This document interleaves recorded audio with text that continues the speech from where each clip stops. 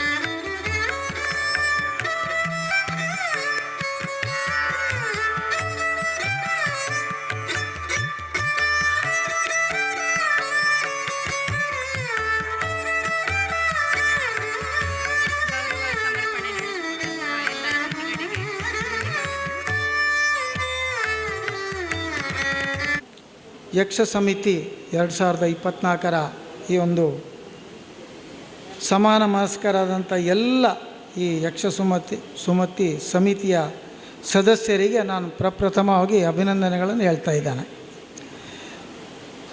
ಬಹಳ ಒಂದು ಒಳ್ಳೆಯ ಕಾರ್ಯಕ್ರಮ ಇವತ್ತು ನೀವು ಇಲ್ಲಿ ಹಮ್ಮಿಕೊಂಡಿದ್ದೀರಿ. ಶ್ರೀಮತಿ ಲೀಲಾವತಿ ಬೈಪಾಡಿ ತಾಯರವರಿಗೆ ಇವತ್ತು ಸಮಿತಿಯ ವತಿಯಿಂದ ಈಗಾಗಲೇ ಸನ್ಮಾನ ಮಾಡಿದ್ದೀರಿ.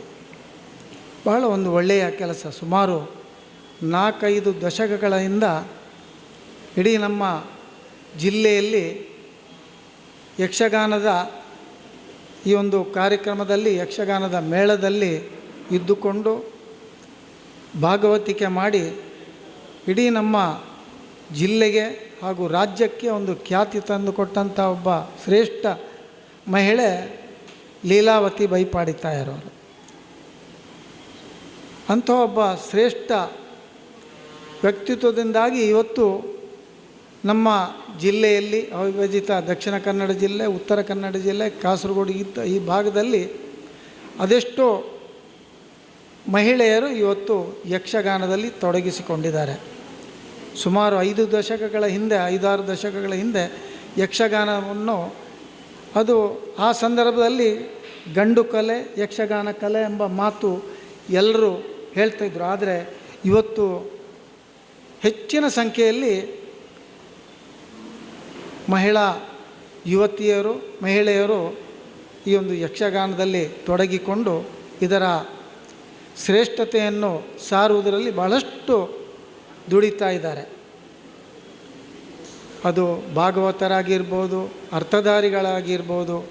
ಈಗಾಗಲೇ ನಾವು ಇಲ್ಲಿ ಬಂದಂಥ ಸಂದರ್ಭದಲ್ಲಿ ಅಬ್ಬರದೊಳಗ ಆ ಚೆಂಡೆಯ ನಾದ ಬಹಳ ಉತ್ತಮವಾಗಿ ಮೂಡಿಬಂದಿದೆ. ಆತ್ಮೀಯರಾದ ಶಾಂತರಾಮ ಕೂಡುವರು ಯಕ್ಷಗಾನದ ಬಗ್ಗೆ ಬಹಳಷ್ಟು ವಿಮರ್ಶೆಗಳನ್ನು ಕೊಡುವಂಥ ವ್ಯಕ್ತಿತ್ವವನ್ನು ಹೊಂದಿದವರು. ಅವರು ಕೂತ್ಕೊಂಡು ನನ್ನ ಹತ್ರ ಹೇಳ್ತಾಯಿದ್ರು, ಬಹಳ ಒಂದು ಒಳ್ಳೆಯ ಅಭ್ಯಾಸ ಮಾಡಿದ್ದಾರೆ. ಯಕ್ಷಗಾನ ಆಟದಲ್ಲಿ ಇರುವಂಥ ಆ ಚಂಡೆ ಮೊದಲೆಗಾರರು ಯಾವ ರೀತಿ ಪಡಿಸ್ತಾರೋ ಅದೇ ರೀತಿಯಲ್ಲಿ ಈ ವಿದ್ಯಾರ್ಥಿಗಳು ಕೂಡ ಇವತ್ತು ಚೆಂಡೆಯನ್ನು ಬಾರಿಸುವುದನ್ನು ನೋಡುವಾಗ ಬಹಳಷ್ಟು ಸಂತೋಷ ಆಗ್ತದೆ ಎಂಬ ಮಾತನ್ನು ಅವರು ಹೇಳಿದರು. ಈ ರೀತಿಯಲ್ಲಿ ಒಂದು ವಿಶೇಷವಾದಂಥ ರೀತಿಯಲ್ಲಿ ಇವತ್ತು ಮಹಿಳಾ ದಿನಾಚರಣೆಯನ್ನು ಒಂದು ಆಚರಿಸುವುದು ಬಹಳ ಪ್ರಸ್ತುತ. ಮಂಜುನಾಥ್ ಭಟ್ರವರ ಸುಪುತ್ರಿ ಸಾಯಿ ಸುಮಾ ನಾವುಡ್ರವರು ಬಹಳಷ್ಟು ಶ್ರಮಪಟ್ಟು ಇಂತಹ ಒಂದು ಈ ಕಾರ್ಯಕ್ರಮವನ್ನು ಹಮ್ಮಿಕೊಂಡಿದ್ದಾರೆ. ಅದರಲ್ಲಿ ಹಲವಾರು ಸದಸ್ಯರು ಇದ್ದುಕೊಂಡು ಯಕ್ಷಗಾನದ ಕಂಪನ್ನು ಪಸರಿಸುವಂಥ ಶ್ರೇಷ್ಠ ಕೆಲಸವನ್ನು ಇವತ್ತು ಇಲ್ಲಿ ಮಾಡ್ತಾಯಿದ್ದೀರಿ. ಇಂತಹ ಕಾರ್ಯಕ್ರಮ ಇದು ಪ್ರಥಮ ವರ್ಷದ್ದಿರಬೇಕು ಅಲ್ವಾ ಇವರೇ? ಶುಭಾಶಯ ಜೈನ್ರವರೇ, ಇದು ಪ್ರಥಮ. ಯಾಕಂದರೆ ಇದೇ ವೇದಿಕೆಯಲ್ಲಿ ನಮ್ಮ ಯಕ್ಷಾಂಗಣದ ಭಾಸ್ಕರ್ ರೈ ಕುಕ್ಕುವಳ್ಳಿಯವರು ಹಾಗೆ ರಮೇಶ್ ಆಚಾರ್ಯರು ಕೂಡ ಇವತ್ತು ವೇದಿಕೆ ಮುಂಭಾಗದಲ್ಲಿದ್ದಾರೆ. ಯಕ್ಷಾಂಗಣದ ಕಾರ್ಯಕ್ರಮ ಸತತ 10 ವರ್ಷದಿಂದ ಇದೇ ವೇದಿಕೆಯಲ್ಲಿ ನಡೀತಾ ಇದೆ. ಯಕ್ಷ ಸುಮತಿಯ ಈ ಒಂದು ಕಾರ್ಯಕ್ರಮ ಇವತ್ತು ಬಹಳ ಉತ್ತಮ ರೀತಿಯಲ್ಲಿ ನಡೆದಿದೆ. ಇವತ್ತು ಸಮಾರಂಭದಲ್ಲಿ ನಾವೆಲ್ಲ ಇವತ್ತು ಇಲ್ಲಿ ಸೇರಿದ್ದೇವೆ. ಬಹಳಷ್ಟು ಕಾರ್ಯಕ್ರಮಗಳನ್ನು ಬೆಳಗ್ಗಿನಿಂದ ಆಯೋಜಿಸಿ ಖಂಡಿತವಾಗಿಯೂ ಬಹಳ ಒಳ್ಳೆಯ ರೀತಿಯಲ್ಲಿ ಮೂಡಿ ಬಂದಿದೆ ಎಂಬ ಅಭಿಪ್ರಾಯವನ್ನು ನಾನು ಕೂಡ ಈ ಸಂದರ್ಭದಲ್ಲಿ ಪ್ರಸ್ತುತಪಡಿಸುತ್ತಾ, ಮುಂದಿನ ವರ್ಷಗಳಲ್ಲಿ ಹೆಚ್ಚಿನ ಮಹಿಳೆಯರು ಇಲ್ಲಿ ಭಾಗವಹಿಸುವಂತೆ ಆಗಬೇಕು. ಯಾಕಂತೇಳಿದ್ರೆ ಇವತ್ತಿನ ದಿವಸದಲ್ಲಿ ಮಹಿಳೆಯರು ಎಲ್ಲದರಲ್ಲೂ ಶ್ರೇಷ್ಠತೆಯನ್ನು ಪಡೀತಾ ಇದ್ದಾರೆ, ಪಡೀಲೇಬೇಕು. ನಮ್ಮದೊಂದು ಹಿರಿಯರ ಮಾತುಂಟು, ಯತ್ರ ನಾರ್ಯಸ್ತು ಪೂಜ್ಯತೆ ರಮಂತೆ ತತ್ರ ದೇವತಾ ಅಂತ. ಆ ಸ್ತ್ರೀತ್ವಕ್ಕೆ ಎಲ್ಲಿ ನಾವು ಗೌರವವನ್ನು ಕೊಡ್ತೇವೋ ಅಲ್ಲಿ ಎಲ್ಲ ರೀತಿಯ ಸಂಪತ್ತು ರಾರಾಜಿಸ್ತಾ ಇರ್ತದೆ ಎಂಬುದು. ನಾವು ಈ ಭೂಮಿಯನ್ನು ಭೂಮಿ ತಾಯಿ ಅಂತ ಹೇಳ್ತೇವೆ. ಪ್ರಪಂಚದಲ್ಲಿ ಯಾವುದೇ ಒಂದು ಜೀವಿ ಹುಟ್ಟಬೇಕಾದ್ರೆ ಭೂಮಿ ಬೇಕು. ಭೂಮಿ ಇಲ್ಲದಂಥ ಪ್ರಪಂಚದಲ್ಲಿ ಯಾವುದೇ ಜೀವಿ ಬದುಕಲಿಕ್ಕೆ ಸಾಧ್ಯ ಇಲ್ಲ. ಹಾಗೆಯೇ ಈ ಭೂಮಿಯಲ್ಲಿ ಇರುವಂಥ ಯಾವುದೇ ಒಂದು ಮನುಷ್ಯ ಜೀವಿ ಕೂಡ ಮಹಿಳೆ ಇಲ್ಲದೆ ಇಲ್ಲಿ ಯಾವುದೇ ಒಂದು ಮನುಷ್ಯ ಜೀವಿ ಹುಟ್ಟಲಿಲ್ಲ. ಹಾಗಾಗಿ ನಮಗೆ ಈ ಒಂದು ಕಲಿಯುಗದಲ್ಲಿ, ಪ್ರಪಂಚದಲ್ಲಿ ಅದರಲ್ಲಿ ಕೂಡ ಕಲಿಯುಗದಲ್ಲಿ ನಮಗೆಲ್ಲ ಶ್ರೇಷ್ಠವಾದಂಥ ಆ ಕಲಿಯುಗದಲ್ಲಿ ಯಾರಿಗೂ ಕೂಡ ದೇವರನ್ನು ಪ್ರತ್ಯಕ್ಷ ಕಾಣಲಿಕ್ಕೆ ಸಾಧ್ಯ ಇಲ್ಲ. ಆದರೆ ನಮಗೆಲ್ಲ ಸಾಧ್ಯ ಇದೆ. ಆ ಮಹಿಳೆಯನ್ನು, ನಮ್ಮ ತಾಯಿಯನ್ನು, ನಮ್ಮ ಮಾತೆಯನ್ನು ಪ್ರತ್ಯಕ್ಷ ದೇವರೆಂದು ನಾವೆಲ್ಲ ಭಾವಿಸಿಕೊಂಡು ಅವರನ್ನು ಪೂಜನೀಯ ಭಾವವಾಗಿ ನಾವು ನೋಡಿದಾಗ ಅವರೇ ನಮಗೆ ಪ್ರತ್ಯಕ್ಷ ದೇವರು. ಜನ್ಮ ಕೊಟ್ಟಂಥ ಮಹಿಳೆಯೇ ನಮಗೆ ಪ್ರತ್ಯಕ್ಷ ದೇವರು. ಆ ನಿಟ್ಟಿನಲ್ಲಿ ಮಹಿಳಾ ದಿನಾಚರಣೆಯ ಈ ಒಂದು ಕಾರ್ಯಕ್ರಮ ಭಾಳ ವಿಶೇಷವಾಗಿ ಇವತ್ತು ಇಲ್ಲಿ ಯಕ್ಷಗಾನದ ಒಂದು ಹೆಸರಲ್ಲಿ, ಯಕ್ಷಗಾನ ಅದಕ್ಕೆ ಒಂದು ದಿಕ್ಸೂಚಿ ಇರ್ಬೋದು. ಆದರೆ ಮುಂದಿನ ವರ್ಷಗಳಲ್ಲಿ ನೀವು ಇದರ ಜೊತೆಗೆ ಮಹಿಳೆಯರ ಬೇರೆ ಬೇರೆ ವಿಭಾಗದಲ್ಲಿ ಅದೆಷ್ಟೋ ಸಾಧನೆ ಮಾಡಿದಂಥ ವ್ಯಕ್ತಿಗಳನ್ನು ನೀವೆಲ್ಲ ಬರಮಾಡಿಕೊಂಡು ಇದನ್ನು ಪ್ರೋತ್ಸಾಹಿಸಿದಾಗ ಎಲ್ಲ ಕಡೆಯಲ್ಲಿಯೂ ಕೂಡ ಇವತ್ತು ರಾಜ್ಯಾದ್ಯಂತ, ದೇಶಾದ್ಯಂತ, ಪ್ರಪಂಚದಾದ್ಯಂತ ಮಹಿಳೆಯರಿಗೆ ಭಾಳಷ್ಟು ಗೌರವ ಕೊಡುವಂಥ ಕಾಲಘಟ್ಟದಲ್ಲಿ ನಾವು ಇವತ್ತಿದ್ದೇವೆ ಎಲ್ಲ ಕಡೆಯಲ್ಲೂ. ಆದರೆ ಭಾರತದಲ್ಲಿ ಇದ್ದಷ್ಟು ಮಹಿಳೆಯವರಿಗೆ ಸ್ಥಾನಮಾನ ಕೊಡುವಂಥ ದೇಶ ಪ್ರಪಂಚದಲ್ಲಿ ಬೇರೆ ಯಾವುದೂ ಇಲ್ಲ ಅಂತ ಹೇಳಿದರೆ ತಪ್ಪಾಗಲಿಕ್ಕಿಲ್ಲ. ಯಾಕಂತ ಹೇಳಿದರೆ ಇಲ್ಲಿರುವಂಥ ಸನಾತನ ಏನು ಧರ್ಮ ಇದೆಯೋ ಅದು 1000 2000 ವರ್ಷದ ಇತಿಹಾಸ ಅಲ್ಲ. ಅದೆಷ್ಟೋ ಸಹಸ್ರಾರು ವರ್ಷಗಳಿಂದ ಈ ನಮ್ಮ ದೇಶದಲ್ಲಿ ವಿಶೇಷವಾದಂಥ ಒಂದು ಸಂಸ್ಕಾರವನ್ನು ಕೊಡುವಂಥ ಒಂದು ದೇಶ ನಮ್ಮದು ಭಾರತ ದೇಶ. ಹಾಗಾಗಿ ಮಹಿಳೆಗೂ ಕೂಡ ಇಲ್ಲಿ ಬಹಳಷ್ಟು ಎತ್ತರವಾದ ಸ್ಥಾನಮಾನ ಇದ್ದೇ ಇದೆ. ಅದನ್ನು ನಾವು ಬೇರೆ ಬೇರೆ ಸಂದರ್ಭದಲ್ಲಿ ಇಂತಹ ವೇದಿಕೆಗಳಲ್ಲಿ ಅದರ ಬಗ್ಗೆ ವಿಚಾರ ವಿನಿಮಯ ಮಾಡಿದಾಗ ಇನ್ನಷ್ಟು ಜನರಿಗೆ, ಮಹಿಳೆಯರಿಗೆ, ಮಕ್ಕಳಿಗೆ, ಊರವರಿಗೆ, ಜನರಿಗೆ, ಎಲ್ಲರಿಗೂ ಕೂಡ ನಾವು ಮಾನವ ಕುಲಕ್ಕೆ ಮಹಿಳೆಯಷ್ಟು ಶ್ರೇಷ್ಠವಾದಂಥ ವ್ಯಕ್ತಿಯೇ ಬೇರೆ ಯಾರೂ ಇಲ್ಲ ಎಂಬ ಮಾತನ್ನು ಕೂಡ ಈ ಸಂದರ್ಭದಲ್ಲಿ ಹೇಳುತ್ತಾ, ಇವತ್ತಿನ ಈ ಒಂದು ವಿಶೇಷವಾದ ಕಾರ್ಯಕ್ರಮದಲ್ಲಿ ನಿಮ್ಮ ಜೊತೆ ಇರುವಂಥ ಅವಕಾಶ ನೀಡಿದ ಸಮಿತಿಯ ಸರ್ವ ಸದಸ್ಯರಿಗೂ ಈ ಸಂದರ್ಭದಲ್ಲಿ ಭಗವಂತ ಒಳ್ಳೆಯದು ಮಾಡಲಿ. ಮುಂದಿನ ವರ್ಷಗಳಲ್ಲಿ ಇದಕ್ಕಿಂತಲೂ ಇನ್ನೂ ಒಳ್ಳೆಯ ಕಾರ್ಯಕ್ರಮ ನಿಮ್ಮ ಕೈಯಲ್ಲಿ ನಡೆಯಲಿ ಎಂದು ಭಗವಂತನಲ್ಲಿ ಪ್ರಾರ್ಥಿಸುತ್ತಾ ಅವಕಾಶಕ್ಕಾಗಿ ವಂದಿಸ್ತಾ ನನ್ನ 2 ಮಾತು ಮುಗಿಸ್ತೇನೆ. ಸರ್ವೇ ಜನ ಸುಖಿನೋ ಭವಂತು. ನಮಸ್ಕಾರ. ಯಕ್ಷಸುಮತಿ ಕಾರ್ಯಕ್ರಮದ ಅಂಗವಾಗಿ ಕೆಲವೊಂದು ಸ್ಪರ್ಧೆಗಳನ್ನ ಆಯೋಜಿಸಲಾಗಿತ್ತು. ಧನ್ಯವಾದ ಶ್ರೀಪತಿ ಭಟ್ ಸರ್. ಬಹಳ ಸುಂದರವಾಗಿ ಒಂದು ಉತ್ತಮವಾದ ಮಾತುಗಳ ಮುಖಾಂತರ ನಮಗೆ ಪ್ರೋತ್ಸಾಹ ನೀಡಿದ್ದೀರಿ, ನಿಮಗೆ ಧನ್ಯವಾದ. ಹಾಗೆಯೇ ಯಕ್ಷಸುಮತಿ ಕಾರ್ಯಕ್ರಮದ ಅಂಗವಾಗಿ ಕೆಲವೊಂದು ಸ್ಪರ್ಧೆಗಳನ್ನು ಕೂಡ ಆಯೋಜನೆ ಮಾಡಿದ್ದೆವು ನಾವು. ಅದರಲ್ಲಿ ಮುಖ್ಯವಾಗಿ ಯಕ್ಷಸುಮತಿ ಪರಿಕಲ್ಪನೆಯ ಒಂದು ಥೀಮ್ ಮತ್ತು ಲೋಗೋ ರಚನೆಯ ಸ್ಪರ್ಧೆಯನ್ನು ಕೂಡ ಆಯೋಜಿಸಿದ್ದೆವು. ಉತ್ತಮವಾದ ಲೋಗೋ ಮತ್ತು ಥೀಮ್ ಘೋಷಣಾವಾಕ್ಯವನ್ನು ಕಳಿಸಿರುವಂತಹ 2 ಸ್ಪರ್ಧಿಗಳು ಅವರು ರಚಿಸಿರುವಂತಹ ಲೋಗೋವನ್ನು ಈ ಒಂದು ವೇದಿಕೆಯಲ್ಲಿ ಅನಾವರಣ ಮಾಡಬೇಕು ಅಂತೇಳಿ ಪಟ್ಲ ಸತೀಶ್ ಶೆಟ್ಟಿ ಅವ್ರನ್ನ ಕೇಳ್ಕೊಳ್ತೇನೆ. ಅದು ಬಹುಮಾನ ವಿಜೇತ ಲೋಗೋ ಕೂಡ ಆಗಿದೆ. ಅದನ್ನು ತೆರೆಯುವ ಮುಖಾಂತರ ಇಲ್ಲಿ ಒಂದು ಬಹುಮಾನ ವಿಜೇತ ಲೋಗೋವನ್ನು ಪ್ರದರ್ಶಿಸಬೇಕಾಗಿ ಕೇಳಿಕೊಳ್ತಾ ಇದ್ದೇನೆ.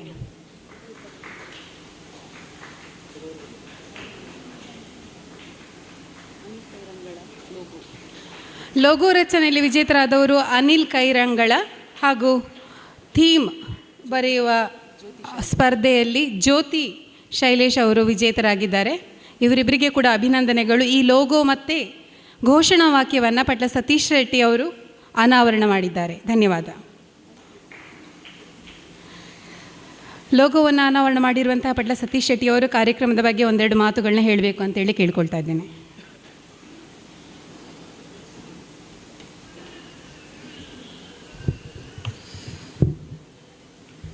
ತಾಯಿ ಕಟಿಲೇಶ್ವರಿ ಜ್ಞಾನಶಕ್ತಿ ಸುಬ್ರಹ್ಮಣ್ಯ ಸ್ವಾಮಿಯನ್ನು ಸ್ಮರಿಸಿ, ವೇದಿಕೆಯಲ್ಲಿರುವಂತಹ ನಮ್ಮೆಲ್ಲರ ಹಿರಿಯರು, ಮಾರ್ಗದರ್ಶಕರು, ಕೊಡುಗೈ ದಾನಿಗಳು ಆದಂತಹ ಶ್ರೀಪತಿ ಭಟ್ರೆ, ಡಾಕ್ಟರ್ ಮಾಧವ್ ಅವರೇ,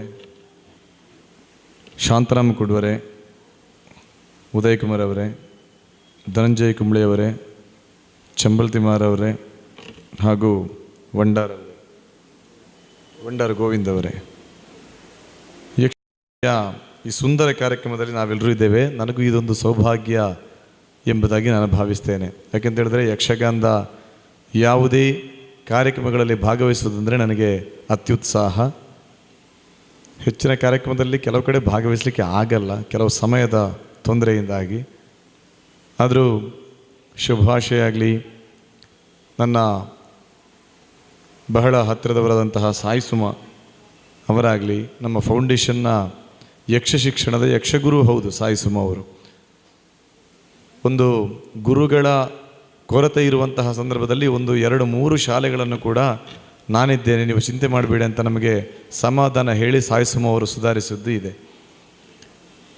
ಅಂತ ಸಾಯಿ ಸುಮ ಅವರೇ ಹಾಗೂ ಎಲ್ಲ ಪದಾಧಿಕಾರಿಗಳೇ, ಹೆಚ್ಚಿನವರು ನಮ್ಮ ಫೌಂಡೇಶನ್ನ ಮಹಿಳಾ ಘಟಕದಲ್ಲಿ ಇರುವಂಥವರೇ. ನನಗೆ ಬಹಳ ಸಂತೋಷ ಆಯಿತು. ಶ್ರೀಪತಿ ಭಟ್ ಕೂಡ ಉಲ್ಲೇಖಿಸಿದ್ರು ಅದನ್ನು. ಬೈಪಡಿತಾಯರು ಲೀಲಾವತಿ ಬೈಪಡಿತಾಯ ಗುರುಗಳಿಗೆ ಸನ್ಮಾನ, ಹರಿನಾರಾಯಣ ಬೈಪಡಿತರಿಗೆ ಕೂಡ ಉಪಸ್ಥಿತರಿದ್ದಾರೆ. ಮೊದಲು ಕೂಡ ಹೌದು, ಈಗಲೂ ಹೌದು, ಯಕ್ಷಗಾನದ ತಿರುಗಾಟ ಮಾಡಿದ ಒಬ್ಬ ಮಹಿಳಾ ಭಾಗವತ್ ಅಂತ ಹೇಳಿದರೆ ಲೀಲಾವತಿ ಬೈಪಡಿತಾಯರೇ. ಆನಂತರ ಮಹಿಳಾ ಭಾಗವತಗಳು ತುಂಬ ಜನ ಯುವತಿಯರು ಬಂದಿರಬಹುದು, ಆದರೆ ಯಕ್ಷಗಾನದ ತಿರುಗಾಟ ಮಾಡಿದವರು ಯಾರೂ ಇಲ್ಲ. ಮೇಳದಲ್ಲಿ ತಿರುಗಾಟ ಮಾಡಿದವರು ಅವರು ಮಾತ್ರ. ಅಂದರೆ ಅದು ಎಷ್ಟು ಕಷ್ಟ ಅಂತ ಹೇಳಿದರೆ, ನಮಗೆ ಗಂಡಸರಿಗೆ ಒಂದು ತಿರುಗಾಟ, 1 ವರ್ಷ ತಿರುಗಾಟ ಒಂದು ಮೇಳದಲ್ಲಿ ಮಾಡುವುದಂತ ಹೇಳಿದರೆ ಬಹಳ ಕಷ್ಟ, ಸಾಧ್ಯವೇ ಇಲ್ಲ. ಅಲ್ಲಿಯ ವ್ಯವಸ್ಥೆ ಆಗಲಿ, ಆ ಜನಸಾಮಾನ್ಯರಿಗೆ ಹೊಂದಿಕೊಳ್ಳುವುದಾಗಲಿ. ಅಂಥದ್ದರಲ್ಲಿ 20-25 ವರ್ಷಗಳ ಹಿಂದೆ ಒಂದು ಮೇಳದಲ್ಲಿ ತಿರುಗಾಟ ಮಾಡೋದು ಎಷ್ಟು ಕಷ್ಟ ಆಗಿರಬಹುದು, ಅವರು ಯಾವ ರೀತಿ ಅದನ್ನು ಮ್ಯಾನೇಜ್ ಮಾಡಿರ್ಬೋದು ಅಂತ ಊಹಿಸ್ಲಿಕ್ಕೂ ನಮಗೆ ಸಾಧ್ಯ ಇಲ್ಲ. ಅಂಥದ್ರಲ್ಲಿ ತನ್ನನ್ನು ತಾನು ಕಲೆಗಾಗಿ ಸಮರ್ಪಿಸಿದ ಏಕೈಕ ಮಹಿಳಾ ಅಂತ ಹೇಳಿದರೆ ಅದು ಲೀಲಾವತಿ ಬೈಪಡಿತಾರೆ ಮಾತ್ರ. ಅಂಥವರನ್ನು ಇವತ್ತು ತಾವು ಗುರುತಿಸಿದ್ರಿ. ನಿಮ್ಮ ಈ ಕಾರ್ಯಕ್ರಮ ಇವತ್ತು ಪಾವನವಾಯಿತು ಅಂತ ಹೇಳಲಿಕ್ಕೆ ನಾನು ಬಯಸ್ತೇನೆ. ಸಾಧಕರು ಅನೇಕರು ನಮಗೆ ಸಿಗ್ತಾರೆ, ಆದರೆ ಯಾವ ವಿಭಾಗ ಹೇಗೆ ಸಾಧನೆ ಎಂಬುದು ಒಂದು ಮುಖ್ಯ ಆಗುತ್ತೆ. ಅನೇಕ ಮಹಿಳೆಯರಲ್ಲೂ ನಾವು ಸಾಧಕಿಯರನ್ನು ಕಾಣಬಹುದು, ನಮ್ಮ ಯಕ್ಷಗಾನ ಕ್ಷೇತ್ರದಲ್ಲಿ ಕಾಣಬಹುದು. ನೀವು ಎಲ್ಲರೂ ಒಗ್ಗಟ್ಟಾಗಿ ನಮ್ಮದು ಒಂದು ಪಾತ್ರ ಯಕ್ಷಗಾನದಲ್ಲಿ ತುಂಬ ದೊಡ್ಡದಾಗಿ ಬೇಕು, ಇಷ್ಟು ಸಾಕಾಗಲಿಲ್ಲ ಇನ್ನೂ ಕೂಡ ದೊಡ್ಡದಾಗಿ ಬೇಕು ಎನ್ನುವಾಗಿ ನೀವು ಮುಂದುವರಿದಿದ್ದೀರಿ. ಯಕ್ಷ ಸುಮತಿ ಎಂಬ ನಿಟ್ಟಿನಲ್ಲಿ ಒಂದು ದೊಡ್ಡ ಸಮಿತಿಯನ್ನು ಕೂಡ ಮಾಡಿದರೆ ನನಗೆ ಆ ಸಮಿತಿಯನ್ನು ನೋಡುವಾಗಲೇ ತುಂಬ ಸಂತೋಷ ಆಯಿತು. ಅನೇಕ ಹಿರಿಯ ವಿದ್ವಾಂಸರುಗಳನ್ನು ಕೂಡ ಬೆಳಿಗ್ಗೆಯಿಂದ ಕಾರ್ಯಕ್ರಮಗಳಲ್ಲಿ ಆಗ್ತಾ ಇದೆ. ಗುರುಗಳಾದಂಥ MK ರಮೇಶಾಚಾರ್ಯರು, ನಾನು ಯೋಚನೆ ಮಾಡಿದೆ, MK ಅವರು ಬಂದು ಕೆಳಗೆ ಕೂತಿದ್ದಾರೆ, ನಾವೆಲ್ಲರೂ ಮೇಲೆ ಇದ್ದೇವೆ ಅಂತ ಹೇಳಿದರೆ ಅಷ್ಟು ದೊಡ್ಡ ವಿದ್ವಾಂಸರು. ಅದರ ಅರ್ಥ ಆಯಿತು ನಿಮ್ಮ ರಾಜಕೀಯಲ್ಲಿ ಇವರಿಗಿದೆ ಅಂತ. ಅವರು ಸ್ತ್ರೀ ಪಾತ್ರ ಮಾಡೋರು, ಅದಕ್ಕೋಸ್ಕರ MK ಅವರು ಕೂಡ ಅಲ್ವ ಸರ್? ನಮ್ಮ ಏನೇ ಇರಲಿ, ನಾವು ಯಕ್ಷಗಾನದ ಕುಟುಂಬ, ನಾವೆಲ್ಲರೂ ಹೊಂದಿ, ಅದರಲ್ಲಿ ಭೇದ ಯಾವುದೂ ಇಲ್ಲ. ಯಕ್ಷಗಾನದ ಸವ್ಯಸಾಚಿ MK ರಮೇಶಾಚಾರ್ಯರು ಕೇವಲ ವೇಷದಲ್ಲಿ ಮಾತ್ರ ಅಲ್ಲ, ಯಾವನೇ ಒಬ್ಬ ಭಾಗವತನಿಗೆ ಕೂಡ ರಂಗಸ್ಥಳದಲ್ಲಿ ಈಗಲೂ ಒಂದು ಪದ್ಯದ ಕೊರತೆ ಆದರೆ 2 ನಿಮಿಷದಲ್ಲಿ ಪದ್ಯ ರಚನೆ ಮಾಡಿಕೊಡುವಷ್ಟು ಸಾಮರ್ಥ್ಯವುಳ್ಳಂಥ ಒಬ್ಬ ಕಲಾವಿದ MK ರಮೇಶಾಚಾರ್ಯರು. ಅನೇಕ ಶಿಷ್ಯವೃಂದವನ್ನು ಕೂಡ ತಯಾರು ಮಾಡಿದ್ದಾರೆ. ನಾನು ಬೈಪಡಿತಾಯರ ಮಾತು ಹೇಳುವಾಗ ಅದು ಒಂದು ಬಿಟ್ಟು ಹೋಯಿತು. ಈಗಿನ ಯುವ ಜನತೆಯಲ್ಲಿ ಯಾರನ್ನು ಬೇಕಾದರೂ ನೀವು ಕೇಳಿ, ಹಿಮ್ಮೇಳದಲ್ಲಿ ನಾನು ಬೈಪಡಿತಾಯರ ಶಿಷ್ಯ ಅಂತ. ಅದಕ್ಕೆ ಲೀಲಾವತಿ ಬೈಪಡಿತಾಯರ ಕೊಡುಗೆ ಇದೆ, ಹರಿನಾರಾಯಣ ಬೈಪಡಿತಾಯರ ಕೊಡುಗೆ ಕೂಡ ಇದೆ. ಅದರಲ್ಲಿ 2 ಬರೋದು ನಮಗೆ, ಒಂದು ಮಾಂಬಡಿಯವರ ಶಿಷ್ಯರು, ಒಂದು ಬೈಪಡಿತಾಯವರ ಶಿಷ್ಯರು. ಎರಡೇ ಅಲ್ಲಿ ನಮಗೆ ಎದ್ದು ಕಾಣುವಂಥ ಒಂದು ಎರಡು ಮುಖಗಳದು. ಆದ ಕಾರಣ ಇಬ್ಬರಿಗೆ ಕೂಡ ನನ್ನ ಕೈ ಮುಗಿದು ನಮಿಸ್ತಾ ಇದ್ದೇನೆ. ನಿಮ್ಮ ಕೊಡುಗೆ ಇನ್ನೂ ಬೇಕು. ಯಕ್ಷಗಾನಕ್ಕೆ ತುಂಬ ಕೊಡುಗೆ ನೀಡಿದ್ದೀರಿ. ಈ ಸಲ ಕಳೆದ ಸಲ ರಾಜ್ಯೋತ್ಸವ ಪ್ರಶಸ್ತಿ ಕೂಡ ತಮಗೆ ಸಿಕ್ಕಿತ್ತು. ನಾನು ಈ ಮೂಲಕ ನಿಮ್ಮನ್ನು ನಮ್ಮ ಫೌಂಡೇಶನ್ನಿಂದ ಕೂಡ ನಾವು ಅಭಿನಂದಿಸಿದ್ದೇವೆ ಅಂತ ಹೇಳಲಿಕ್ಕೆ ಬಯಸ್ತಾ, ನಮ್ಮ ಭಾಸ್ಕರ್ ರೈಯವರು ಕೂಡ ವೇದಿಕೆಯ ಮುಂದೆ ಇದ್ದಾರೆ, ಅವರನ್ನು ಕೂಡ ಗೌರವಿಸ್ತೇನೆ. ನಿಮ್ಮ ಮಹಿಳಾ ಈ ಕಾರ್ಯಕ್ರಮಕ್ಕೆ ಅನೇಕರು ತಾವು ಸಹಾಯ ಮಾಡಿದವರಿದ್ದಾರೆ. ನಾನು ಕೂಡ ಫೌಂಡೇಶನ್ನ ನಿಟ್ಟಿನಲ್ಲಿ ನಾವು ನಿಮ್ಮ ಜೊತೆ ಇದ್ದೇನೆ. ನಮ್ಮ ಫೌಂಡೇಶನ್ ನಿಮ್ಮ ಜೊತೆಗೆ ಸದಾ ಇದೆ ಎಂಬುದಾಗಿ ಹೇಳುತ್ತಾ, ವೇದಿಕೆಯ ಗಣ್ಯಾತಿ ಗಣ್ಯರು ಡಾಕ್ಟರ್ ಮಾಧವರು ಹೇಳಿದರು ನಮಗೆ ಪ್ರತಿನಿಧಿಯಾಗಿ ನಾನು ಬಂದಿದ್ದೇನೆ ಅಂತ. ನಿಮ್ಮ ಸಹಕಾರಕ್ಕೆ ನಾನು ಹೃತ್ಪೂರ್ವಕವಾದ ಧನ್ಯವಾದಗಳನ್ನು ಅರ್ಪಿಸ್ತೇನೆ ಸರ್. ಅನೇಕ ಕಾರ್ಯಕ್ರಮ ಯಕ್ಷಗಾನದ ಕಾರ್ಯಕ್ರಮಕ್ಕೆ ಪ್ರತಿ ವರ್ಷ ಕೂಡ ನಾನು ಈ ವೇದಿಕೆಯನ್ನು ಹಂಚಿಕೊಳ್ತಾ ಇದ್ದೇನೆ. ಯಕ್ಷಗಾನಕ್ಕೆ ತುಂಬ ದೊಡ್ಡ ಸಹಕಾರ ಇದೆ, ಇನ್ನು ಮುಂದೆ ಕೂಡ ಬೇಕು ಅಂತ ಈ ಮೂಲಕ ಯಾಚಿಸ್ತೇನೆ. ಧನಂಜಯ್ ಕುಂಬಳೆಯವರು ಯೂನಿವರ್ಸಿಟಿಯಲ್ಲಿ ಇದ್ದುಕೊಂಡು ಯಕ್ಷಗಾನದ ಬಗ್ಗೆ ಅನೇಕ ಗೋಷ್ಠಿಗಳನ್ನು ಅಥವಾ ಸಹಕಾರಗಳನ್ನು ಮಾಡಿದವರು. ನಮಗೆ ಕೂಡ ತುಂಬ ರೀತಿಯಲ್ಲಿ ಸಹಕಾರ ನೀಡಿದಂಥ ಒಬ್ಬ ಧೀಮಂತ ಯಕ್ಷಗಾನದ ಬಗ್ಗೆ ಗೊತ್ತಿದ್ದಂಥ ಒಬ್ಬ ವ್ಯಕ್ತಿ. ಅವರ ಉಪಸ್ಥಿತಿಯನ್ನು ಗೌರವಿಸ್ತೇನೆ. ಚಂಬಲ್ತಿಮಾರವರು ಯಕ್ಷಗಾನಕ್ಕಾಗಿಯೇ ಒಂದು ಪತ್ರಿಕೆಯನ್ನು ಪ್ರಾರಂಭಿಸಿ ರಾತ್ರಿ ಹಗಲು ಅದರ ಜೊತೆಯೇ ತಿರುಗಾಟ ಮಾಡ್ತಾ ಇರುವಂಥ ಚಂಬಲ್ತಿಮಾರವರು ಯಕ್ಷಗಾನಕ್ಕೆ ದೊಡ್ಡ ಕೊಡುಗೆ ಅವರದು. ವಂಡಾರವರ ಬಗ್ಗೆ ನಾನು ಹೇಳಬೇಕಾಗಿಲ್ಲ, ಕಾರ್ಯಕ್ರಮದ ರೂವಾರಿಯೂ ಹೌದು. ಮತ್ತು ಶ್ರೀಪತಿ ಭಟ್ರು ನಾನು ಆಗಲೇ ಹೇಳಿದೆ, ಕೊಡುಗೈ ದಾನಿಗಳು, ದೊಡ್ಡ ಸಹಕಾರ ನಮ್ಮ ಎಲ್ಲ ಕಾರ್ಯಕ್ರಮಕ್ಕೆ ಕೊಡುವರು. ಯಕ್ಷಗಾನದ ವಿಮರ್ಶಕರು ಹೌದು, ವಿದ್ವಾಂಸರು ಹೌದು. ವಿಮರ್ಶೆ ಕೇವಲ ಜಾಲತಾಣದಲ್ಲಿ ಮಾತ್ರ ಬರೆಯುವವರು ಹೆಚ್ಚಿ. ಈಗ ಈ ಜಾಲತಾಣ ಬಂದು ಎಲ್ಲರನ್ನು ವಿಮರ್ಶೆ ಮಾಡುವವರೇ ಹೆಚ್ಚಾಗಿದೆ. ಅದು ಕೇವಲ ಜಾಲತಾಣಕ್ಕೆ ಸೀಮಿತವಾಗಿದೆ. ತಾನು ಸಹಜವಾಗಿ ಕೂಡ ದೈಹಿಕವಾಗಿ ಕೂಡ ನಿಮ್ಮ ಜೊತೆ ಇದ್ದೇನಂತ ತೋರಿಸಿಕೊಳ್ಳುವಂಥ ಒಬ್ಬ ವಿದ್ವಾಂಸರು ಶಾಂತರಾಮ ಕೊಡುವವರು ಯಕ್ಷಗಾನದ ಸವ್ಯಸಾಚಿ. ಅದರ ಜೊತೆಗೆ ಉದಯಣ್ಣ ನಮ್ಮ ಪತ್ರಿಕಾ ಮಾಧ್ಯಮದಲ್ಲಿ ಕೂಡ ಉಡುಪಿ ಬ್ರಹ್ಮಾವರದ ಪರಿಸರದಲ್ಲಿ ಉತ್ತುಂಗ ಶಿಖರದಲ್ಲಿರುವಂಥವರು. ಯಕ್ಷಗಾನಕ್ಕಾಗಿ ತಮ್ಮನ್ನು ತಾವು ತೊಡಗಿಸಿಕೊಂಡ ಉದಯಕುಮಾರ್ ಶೆಟ್ಟಿಗೆ ಕೂಡ ಅಭಿನಂದನೆಯನ್ನು ಸಲ್ಲಿಸಿ, ಈ ಕಾರ್ಯಕ್ರಮಕ್ಕೆ ಯಾರೆಲ್ಲ ಸಹಕಾರ ನೀಡಿದಾರ ನಿಮಗೆಲ್ಲರಿಗೂ ಶುಭಾಶಯ. ಸಾಯಿ ಸುಮ ಹಾಗೂ ಇನ್ನಿತರ ಅನೇಕ ಸುಮಂಗಲಕ್ಕೆ ಇದ್ದೀರಿ. ನಾನು ಎಲ್ಲರೂ ಹೇಳಲ್ಲ, ಆರತ್ಯಕ್ಕ ನಾನು ಹೆಸರು ನೋಡಿದೆ. ನಾನು ನಮ್ಮ ಪಿಂಟೋ ಇದ್ದಾರೆ, ಅನಿತಾ ಪಿಂಟೋ ಅವರಿದ್ದಾರೆ, ಅವರನ್ನು ಕೂಡ ಅಭಿನಂದಿಸ್ತೇನೆ. ಭಾರತೀಯಕ್ಕೆ ಇದ್ದಾರೆ, ಎಲ್ಲ ನಮ್ಮ ಫೌಂಡೇಶನ್ನ ಬಂಧುಗಳೇ. ಆದ ಕಾರಣ ನಿಮ್ಮೆಲ್ಲರ ಸಹಕಾರ ಇರಲಿ. ವಿದ್ಯಾರ್ಥಿಗಳಿದ್ದೀರಿ. ಯಕ್ಷಗಾನ ಕೇವಲ ಸಾಂಸ್ಕೃತಿಕ ಮನರಂಜನೆ ಕಲೆ ಅಲ್ಲ, ಅದೊಂದು ಆರಾಧನಾ ಕಲೆ. ಯಕ್ಷ ಅಂದರೆ ಪೂಜೆ.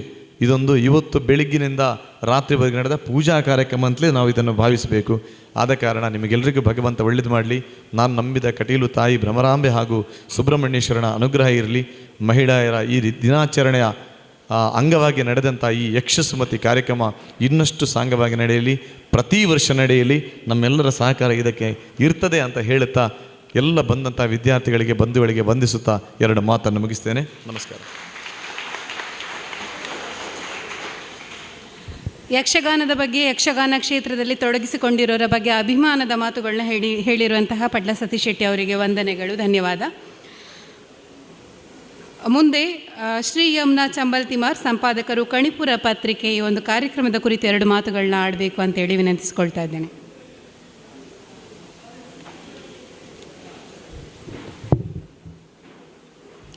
ಶ್ರೀ ಗುರುಭ್ಯೋ ನಮಃ.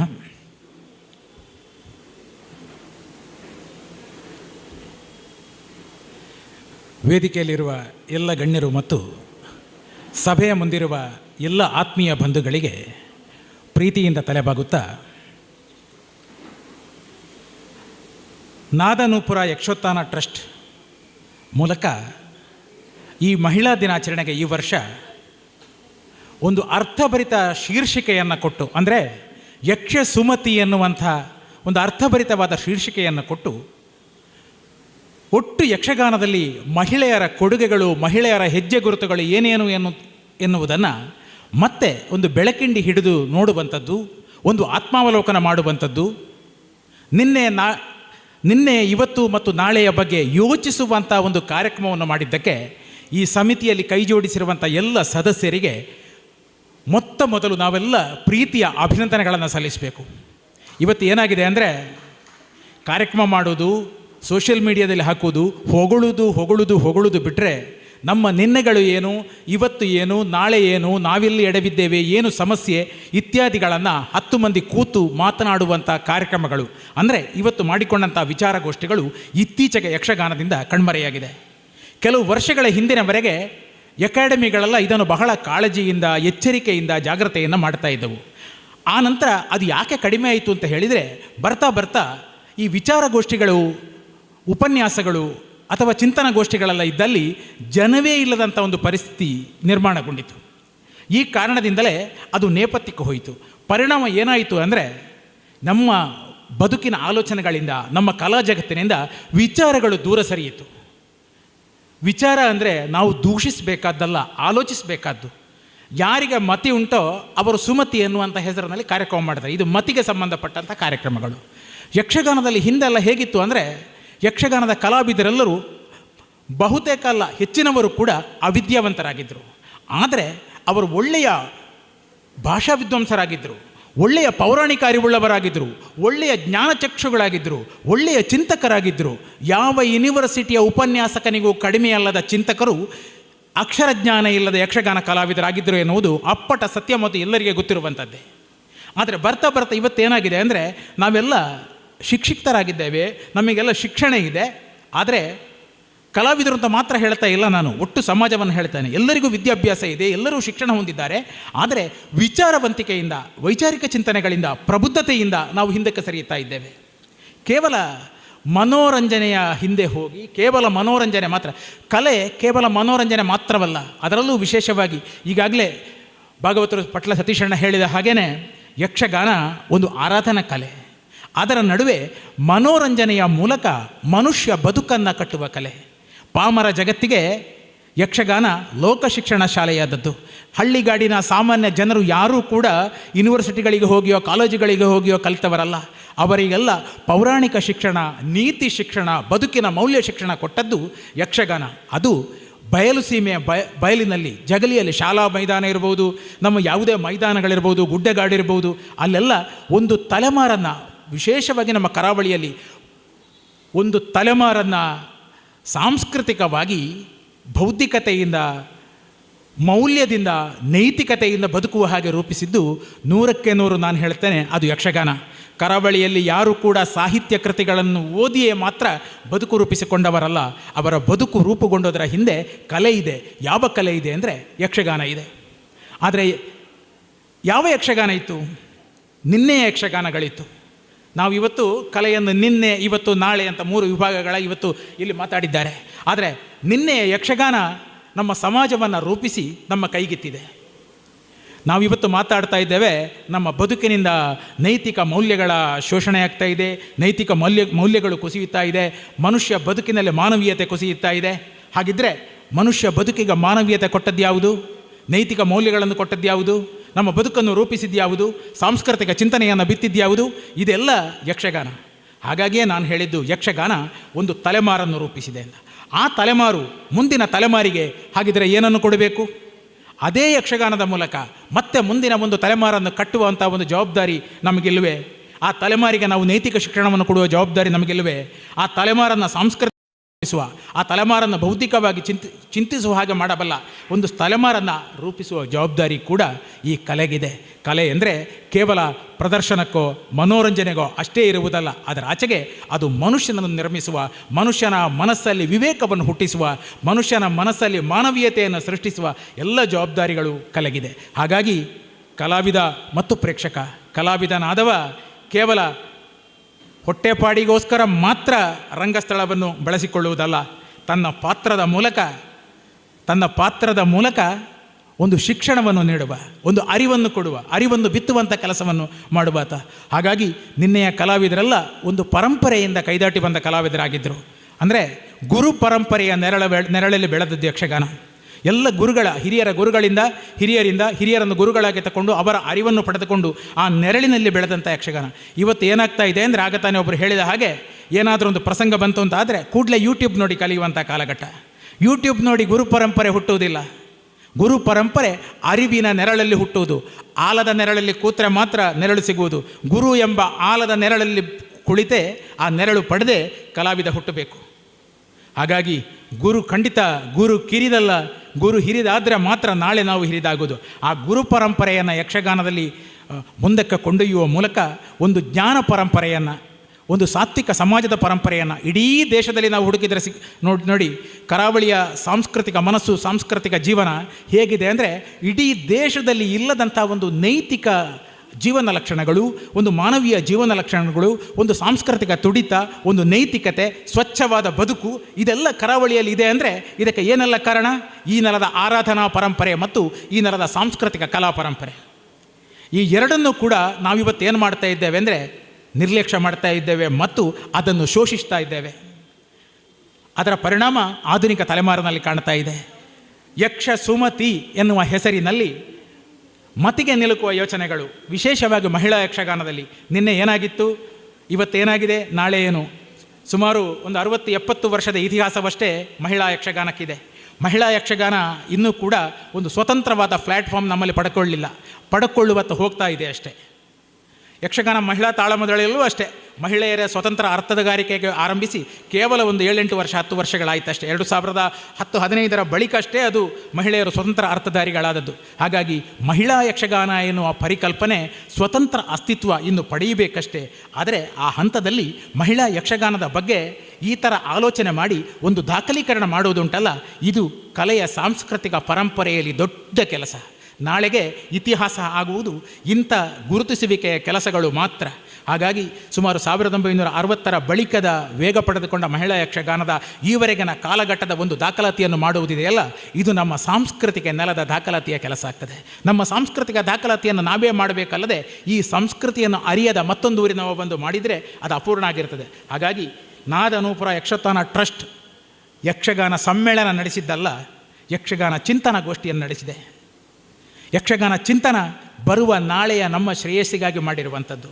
ನಿನ್ನೆಯ ನಮ್ಮ ಕಿಡುಕುಗಳೇನು ಎಂದು ಆಲೋಚಿಸುತ್ತಾ, ವರ್ತಮಾನದಲ್ಲಿ ನಮ್ಮ ಸಮಸ್ಯೆಗಳೇನು ಅಂತ ಚಿಂತಿಸುತ್ತಾ, ನಾಳೆ ನಾವು ಹೇಗೆ ಸುಧೋರಣೆಗಳಿಂದ ಸುಧಾರಿತಗೊಳ್ಳಬೇಕು ಅಂತ ಆಲೋಚಿಸುತ್ತಾ ಇಡುವ ಹೆಜ್ಜೆ ಇದೆಯಲ್ಲ, ಇದು ಪ್ರಶಂಸನೀಯವಾದ ಹೆಜ್ಜೆ, ಇದು ಕಾಳಜಿಯ ಹೆಜ್ಜೆ, ಇದು ಅಭಿನಂದನೀಯ ಹೆಜ್ಜೆ. ಯಕ್ಷ ಸುಮತಿ ಎಲ್ಲೆಡೆ ಪಸರಿಸಲಿ, ಸುಮ ಎಲ್ಲೆಡೆ ಅರಳಲಿ. ಯಕ್ಷಗಾನ ಕೇವಲ ಪುರುಷರಿಗಷ್ಟೇ ಸೀಮಿತ ಅಲ್ಲ. ಯಾರೋ ಪದೇ ಪದೇ ಹೇಳ್ತಾ ಇದ್ರು ಯಕ್ಷಗಾನ ಗಂಡು ಕಲೆ, ಅದು ಗಂಡಸರದು. ಹಾಗೆ ಬಂದದ್ದು ಖಂಡಿತಕ್ಕೂ ಅಲ್ಲ. ಅದು ಗಡಸು ಸ್ವಭಾವವುಳ್ಳ ಗಡಸು ಹೆಜ್ಜೆಯ ಕಲೆಯಾದ ಕಾರಣ ಅದು ಗಂಡು ಕಲೆ ಅಂತ ಹೆಸರಿಸಲ್ಪಟ್ಟಿದೆ. ಅಲ್ಲದೆ ಅದು ಮಹಿಳೆಯರು ಕುಣಿಯಬಾರದು ಅಥವಾ ಪುರುಷರಷ್ಟೇ ತಾಕತ್ತುಳ್ಳವಷ್ಟೇ ಕುಣಿಯುತ್ತಾನೆ ಎನ್ನುವ ಕಾರಣಕ್ಕೆ ಗಂಡು ಕಲೆ ಅಂತ ಹೇಳಿದ್ದಲ್ಲ. ಕಲೆಯಲ್ಲಿ ಗಂಡು ಹೆಣ್ಣು ಎಂಬ ಭೇದ ಯಾವ ಕಲೆಯಲ್ಲೂ ಇಲ್ಲ. ಹಾಗಾಗಿ ಕಲೆಯನ್ನು ನಾವು ಕಲೆಯಾಗಿ ನೋಡಬೇಕಷ್ಟೇ ಅಲ್ಲದೆ ಅದು ಕುರುಡರ ಯಕ್ಷಗಾನ, ಇದು ಬಾಲಿಕೆಯರ ಯಕ್ಷಗಾನ, ಇದು ಕೈ ಉದ್ದ ಇದ್ದವನ ಯಕ್ಷಗಾನ, ಇದು ಕುಂಟನ ಯಕ್ಷಗಾನ, ಇದು ಮತ್ತೊಬ್ಬರ ಯಕ್ಷಗಾನ, ವಿಭಾಗೀಕರಣ ಇಲ್ಲ. ಯಕ್ಷಗಾನವಷ್ಟೇ ಎಲ್ಲ ಕಲಾ ಪ್ರಕಾರದಲ್ಲೂ ಹಾಗೇ ಇರುವುದು. ಹಾಗಾಗಿ ನಾಳೆ ನಾವು ಯಕ್ಷಗಾನ ಮಹಿಳಾ ಯಕ್ಷಗಾನ ಅಂತ ಪ್ರತ್ಯೇಕ ದೃಷ್ಟಿಯಲ್ಲಿ ನೋಡುವಂಥ ಆ ಚಿಂತನೆಗಳನ್ನೆಲ್ಲ ಬಿಟ್ಟು ಇದು ನಮ್ಮ ಯಕ್ಷಗಾನ ಅಂತ ಪ್ರೀತಿಸುತ್ತಾ, ನಮ್ಮ ಯಕ್ಷಗಾನ ಅಂತ ಪ್ರೋತ್ಸಾಹಿಸುತ್ತಾ, ನಮ್ಮ ಯಕ್ಷಗಾನ ಅಂತ ನೈತಿಕ ಬೆಂಬಲ ಕೊಡುತ್ತಾ ನಮ್ಮ ಕಲೆಯನ್ನು ನಾವು ಬೆಳೆಸೋಣ. ಅದಕ್ಕಾಗಿ ನಾವು ನೀವು ಎಲ್ಲ ಕೈ ಜೋಡಿಸೋಣ. ಈ ಒಂದು ಅವಕಾಶ ಕೊಟ್ಟದ್ದಕ್ಕೆ ನಾದನೂಪುರ ಯಕ್ಷಗಾನ ಟ್ರಸ್ಟ್ ವಂಡಾರು ಮತ್ತು ಅದರ ಜೊತೆ ಕೈಗೂಡಿಸಿದ ಎಲ್ಲ ಸಂಘ ಸಂಸ್ಥೆಗಳಿಗೆ ಮತ್ತು ಈ ವೇದಿಕೆಯಲ್ಲಿರುವ ಮಿತ್ರ ಉದಯ ಕುಮಾರ್ ಅವರು ಒಂದು ಮಾತು ಬಿಟ್ಟೋಯಿತು. ಒಂದು ಕಾಲಘಟ್ಟದ ಕಲಾವಿದರ ದಾಖಲಾತಿಯನ್ನು ಬಹಳ ಕಾಳಜಿಯಿಂದ ಮಾಡಿದಂಥವರು ಉದಯಕುಮಾರರು. ಸುಮಾರು 90ರ ಕಾಲಘಟ್ಟದಿಂದ ಉದಯವಾಣಿಯಲ್ಲಿ ನೋಡಿ, ಬಡಗು ತಿಟ್ಟಿನ ಹಿರಿ ತಲೆಮಾರಿನ ಸುಮಾರು ಒಂದು 60, 70, 80ರ ದಶಕದ ಕಾಲಘಟ್ಟದ ಎಲ್ಲ ಕಲಾವಿದರ ಬದುಕಿನ ದಾಖಲಾತಿಯನ್ನು ಉದಯವಾಣಿಯ ಶುಕ್ರವಾರದ ಲಲಿತರಂಗದ ಪೇಜಿನಲ್ಲಿ ತಪ್ಪದೇ ಮಾಡಿದ್ದು. ಬಹುಶಃ ನಾನು ಕಂಡ ಹಾಗೆ ಅವರ ಲೇಖನ ಬಡಗು ತಿಟ್ಟಿನ 1,000ಕ್ಕಿಂತಲೂ ಹೆಚ್ಚು ಕಲಾವಿದರ ಲೇಖನ ಬಹುಶಃ ಅವರು ಬರೆದಿರಬಹುದು. ದೊಡ್ಡ ಡಾಟಾ, ಅದು ದೊಡ್ಡ ಬಯೋಡಾಟಾ. ನಾವು ಮಾತಾಡಲಿಕ್ಕೆ ಸುಲಭ, ಆದರೆ ಅಂಥ ಕೆಲಸಗಳನ್ನು ಮಾಡುವ ಕಷ್ಟ ಇದೆಯಲ್ಲ, ಅದರ ಹಿಂದಿನ ಪರಿಶ್ರಮ ಇದೆಯಲ್ಲ, ಅದರ ಹಿಂದಿನ ತಪಸ್ಸಿದೆಯಲ್ಲ, ಅದು ಬಹಳ ದೊಡ್ಡದು. ಅಂಥ ಒಂದು ಕೆಲಸವನ್ನು ಪ್ರಾಮಾಣಿಕವಾಗಿ ಮಾಡಿದ್ದಾರೆ ಉದಯಕುಮಾರ್ ಶೆಟ್ಟರು. ಹಾಗೆ ನಮ್ಮ ಕುಡ್ವರು ಜಾಲತಾಣಗಳಲ್ಲಿ ಯಾವ ಕಲಾವಿದನ ಬಗ್ಗೆ ಕೇಳಿ, ಅವರು ಈಗ ಬಯೋಡಾಟಾ ಬೇಕಿದ್ದರೆ ಪಕ್ಕನೆ ಯಾರಾದರೂ ಕೇಳೋದು ಕುಡ್ವರಲ್ಲಿ.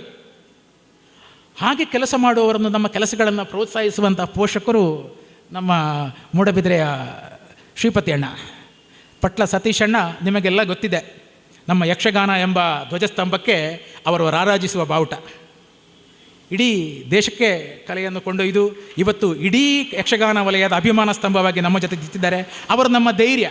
ಸತೀಶಣ್ಣ ಜೊತೆಗಿದ್ದಾರೆ ಅಂದರೆ ಇವತ್ತು ಕೇವಲ ಯಕ್ಷಗಾನದವರಿಗೆಲ್ಲ ಸಾಮಾನ್ಯ ಒಬ್ಬ ಭೂತ ಕಟ್ಟುವವನು ಕೂಡ ಸತೀಶಣ್ಣರು ಪಂಡ್ಯರು ಅಂತ ಒಂದು ಧೈರ್ಯದ ಮಾತು ಎಲ್ಲೂ ಹೇಳ್ತಾರೆ. ಮಿತ್ರ ಧನಂಜಯ ಕುಂಬ್ಳೆಯವರು ಮಂಗಳೂರು ಯೂನಿವರ್ಸಿಟಿಯ ಯಕ್ಷಗಾನ ಅಧ್ಯಯನ ಕೇಂದ್ರದ ಮುಖ್ಯಸ್ಥರಾಗಿದ್ದಾರೆ ಈಗ. ನನ್ನ ಊರಿನವರು ಎನ್ನುವುದಕ್ಕೆ ನನಗೆ ಹೆಮ್ಮೆ. ಹಾಗೆ ಈ ವೇದಿಕೆಯಲ್ಲಿರುವ ಎಲ್ಲರೂ ನಾವೇ, ಇದು ನಮ್ಮ ಕಲೆ.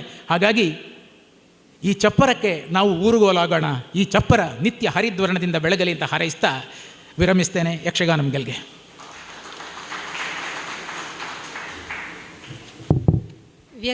ವ್ಯಕ್ತಿತ್ವ ವಿಕಸನಕ್ಕೆ ಯಕ್ಷಗಾನ ಕಲೆ ಅನ್ನೋದು ಎಷ್ಟೊಂದು ಮಹತ್ವ ಅನ್ನುವಂಥ ವಿಚಾರ, ಜೊತೆಗೆ ನಾದನೂಪುರ ಯಕ್ಷೋತಾನ ಟ್ರಸ್ಟ್ನ ಒಂದು ಇವತ್ತಿನ ಕಾರ್ಯಕ್ರಮದ ಆಶಯವನ್ನು ಬಹಳ ಸ್ಪಷ್ಟವಾಗಿ ಸುಂದರವಾಗಿ ಮತ್ತೆ ಪ್ರಸ್ತುತಪಡಿಸಿದ್ದಾರೆ. ನಾಚಂಬಲ್ ತಿಮಾರ್ ಇವರಿಗೆ ಧನ್ಯವಾದಗಳು. ಮುಂದೆ ಸಮಾರೋಪ ಕಾರ್ಯಕ್ರಮದ ಮುಂದಿನ ಭಾಗವಾಗಿ ಸಂಸ್ಥೆಯ ಗೌರವ ಸಮರ್ಪಣೆ ಕಾರ್ಯಕ್ರಮ ನಡೀಲಿಕ್ಕಿದೆ. ಮೊದಲನೇದಾಗಿ ಶ್ರೀ ಎಂ ಕೆ ರಮೇಶ್ ಆಚಾರ್ಯ, ಕರ್ನಾಟಕ ರಾಜ್ಯೋತ್ಸವ ಪ್ರಶಸ್ತಿ ಪುರಸ್ಕೃತ ಹಿರಿಯ ಯಕ್ಷಗಾನ ಕಲಾವಿದರು, ಇವರಿಗೆ ಈ ಒಂದು ವೇದಿಕೆಯಲ್ಲಿ ಸಂಸ್ಥೆಯ ಗೌರವ ಸನ್ಮಾನ ನಡೀಲಿಕ್ಕಿದೆ. ಈ ಒಂದು ಕಾರ್ಯಕ್ರಮವನ್ನು ಶ್ರೀ ಧನಂಜಯ ಕುಂಬ್ಳೆ ಇವರು ನಡೆಸಿಕೊಡಬೇಕು ಅಂತ ಹೇಳಿ ವಿನಂತಿಸಿಕೊಳ್ತಾ ಇದ್ದೇನೆ.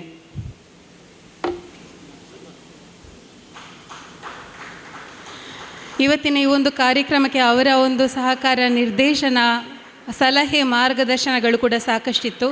ಬಹುಶಃ ಈ ವೇದಿಕೆಯ ಮೇಲಿರುವ ಹಾಗೂ ಕೆಳಗಿರುವ ಎಲ್ಲರಿಗೂ ಕೂಡ ಸಾಕಷ್ಟು ಚಿರಪರಿಚಿತರಾಗಿರುವಂತಹ ವ್ಯಕ್ತಿ ಶ್ರೀಯುತ ಎಂ ಕೆ ರಮೇಶ್ ಆಚಾರ್ಯ ಅವರು. ಸಾಕಷ್ಟು ವಿಚಾರಗಳನ್ನ ಪಟ್ಲ ಸತೀಶ್ ಶೆಟ್ಟಿ ಅವರು ಹೇಳಿದರು. ಪ್ರಸಂಗಕರ್ತರಾಗಿ, ಹಿರಿಯ ಕಲಾವಿದರಾಗಿ, ಸ್ತ್ರೀವೇಷಧಾರಿಯಾಗಿ, ಮಾರ್ಗದರ್ಶಕರಾಗಿ, ನಿರ್ದೇಶಕರಾಗಿ, ಹೀಗೆ ಬಹುಮುಖ ವ್ಯಕ್ತಿತ್ವ ಬೆಳೆಸುವಂತಹ ಒಂದು ಹಿರಿಯ ಜೀವ.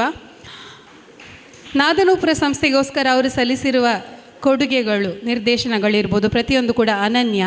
ಈ ಒಂದು ಅವರ ಸೇವೆಯನ್ನು ಗುರುತಿಸಿ ಅವರಿಗೆ ಒಂದು ಸನ್ಮಾನ ಕಾರ್ಯಕ್ರಮವನ್ನು ನಡೆಸಿಕೊಡ್ತಾ ಇದ್ದೇವೆ. ಧನಂಜಯ ಕುಂಬ್ಳೆ ಸರ್ ಅವರು ನಡೆಸಿಕೊಡ್ಬೇಕು. ಜೊತೆಗೆ ವೇದಿಕೆಯಲ್ಲಿರುವ ಗಣ್ಯರು ಕೂಡ ಈ ಒಂದು ಸನ್ಮಾನ ಸಮಾರಂಭದಲ್ಲಿ ಭಾಗಿಯಾಗಬೇಕು ಅಂತೇಳಿ ಕೇಳಿಕೊಳ್ತಾ ಇದ್ದೇನೆ.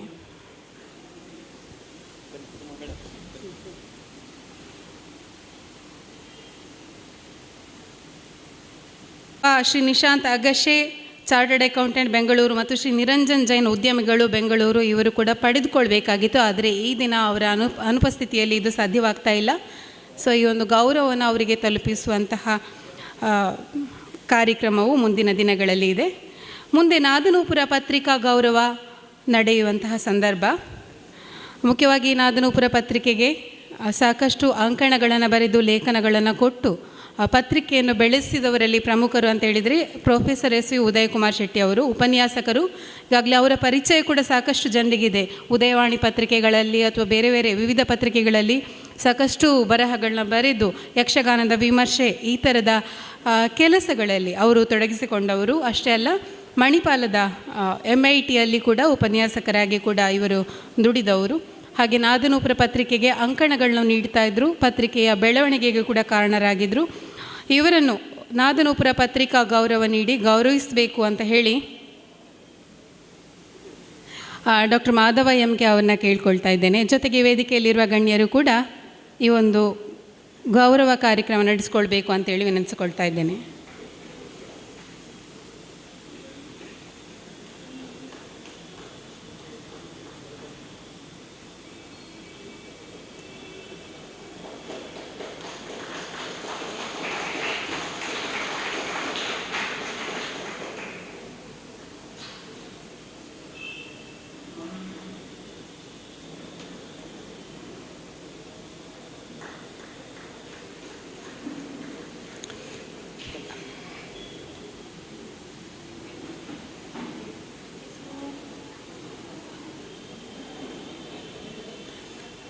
ಧನ್ಯವಾದಗಳು ಎಲ್ಲ ಗಣ್ಯರಿಗೆ. ಅದೇ ರೀತಿ ನಾದನೂಪುರ ಯಕ್ಷ ಪತ್ರಿಕೆಯನ್ನು ಬೆಳೆಸಿರುವಂತಹ ಮತ್ತೊಬ್ಬರು ಪ್ರಮುಖರು ಶ್ರೀ ಎಂ ಶಾಂತಾರಾಮ ಕುಡ್ವ ಇವರು ಯಕ್ಷಗಾನ ವಿಮರ್ಶಕರು ಮತ್ತು ಸಂಘಟಕರು ಕೂಡ, ತಾಳಮದ್ದಲೆ ಅರ್ಥಧಾರಿಗಳು ಕೂಡ ಹೌದು. ಇವರಿಗೆ ಕೂಡ ನಾದನೂಪುರ ಪತ್ರಿಕಾ ಗೌರವ ಸಲ್ಲಿಸಬೇಕು ಅಂತ ಹೇಳಿ ವೇದಿಕೆಯಲ್ಲಿರುವ ಶ್ರೀಪತಿ ಭಟ್ ಅವರನ್ನು ವಿನಂತಿಸಿಕೊಳ್ತಾ ಇದ್ದೇನೆ. ಜೊತೆಗೆ ವೇದಿಕೆಯಲ್ಲಿರುವ ಗಣ್ಯರು ಈ ಒಂದು ಕಾರ್ಯಕ್ರಮದಲ್ಲಿ ಭಾಗಿಯಾಗಬೇಕು ಅಂತ ವಿನಂತಿಸಿಕೊಳ್ತಾ ಇದ್ದೇನೆ.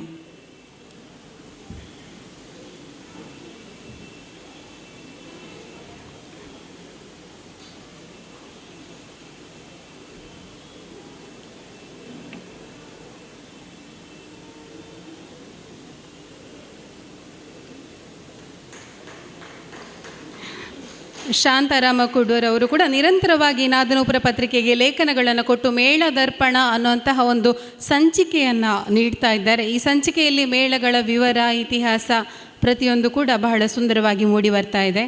ಇವರಿಗೆ ಧನ್ಯವಾದಗಳು ಹಾಗೂ ಅಭಿನಂದನೆಗಳು. ಕಾರ್ಯಕ್ರಮ ನಡೆಸಿಕೊಟ್ಟಿರುವಂತಹ ಅತಿಥಿಗಳಿಗೆ ಧನ್ಯವಾದ. ಮುಂದೆ ನಮ್ಮ ಪತ್ರಿಕೆಗೆ ಇನ್ನೊಬ್ಬರು ಮುಖ್ಯ ಅಂಕಣಕಾರರಾಗಿ ಕೊಡುಗೆ ನೀಡ್ತಾ ಇರುವಂಥವರು ಶ್ರೀ ಉಮೇಶ್ ಶಿರೂರು ಬೆಂಗಳೂರಿಂದ ಬಂದಿದ್ದಾರೆ. ಫಣಿಗಿರಿ ಪ್ರತಿಷ್ಠಾನ ಶಿರೂರು ಅನ್ನುವಂತಹ ಸಂಸ್ಥೆಯನ್ನು ಸ್ಥಾಪನೆ ಮಾಡಿಕೊಂಡು ಅದರ ನಿರ್ದೇಶಕರಾಗಿ ತಮ್ಮ ಸೇವೆ ಸಲ್ಲಿಸ್ತಾ ಇರುವವರು.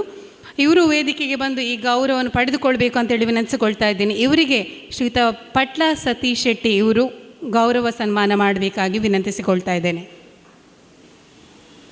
ಬೆಂಗಳೂರಿನಿಂದ ಬಂದು ಇವತ್ತಿನ ಕಾರ್ಯಕ್ರಮದಲ್ಲಿ ಸಾಕಷ್ಟು ಸಲಹೆ ಸೂಚನೆಗಳನ್ನು ನೀಡಿ ನಮ್ಮ ಜೊತೆ ಸಾಕಷ್ಟು ಕೆಲಸ ಮಾಡಿದ್ದಾರೆ. ಇವತ್ತಿನ ಕಾರ್ಯಕ್ರಮದ ಯಶಸ್ವಿಯಲ್ಲಿ ಅವರಿಗೂ ಪಾಲು ಇದೆ. ಪಟ್ಲ ಸತೀಶ್ ಶೆಟ್ಟಿ ಅವರ ಜೊತೆಗೆ ವೇದಿಕೆಯ ಇತರ ಗಣ್ಯರು ಈ ಒಂದು ಗೌರವ ಕಾರ್ಯಕ್ರಮದಲ್ಲಿ ಭಾಗಿಯಾಗಬೇಕು ಅಂತೇಳಿ ವಿನಂತಿಸಿಕೊಳ್ತಾ ಇದ್ದೇನೆ.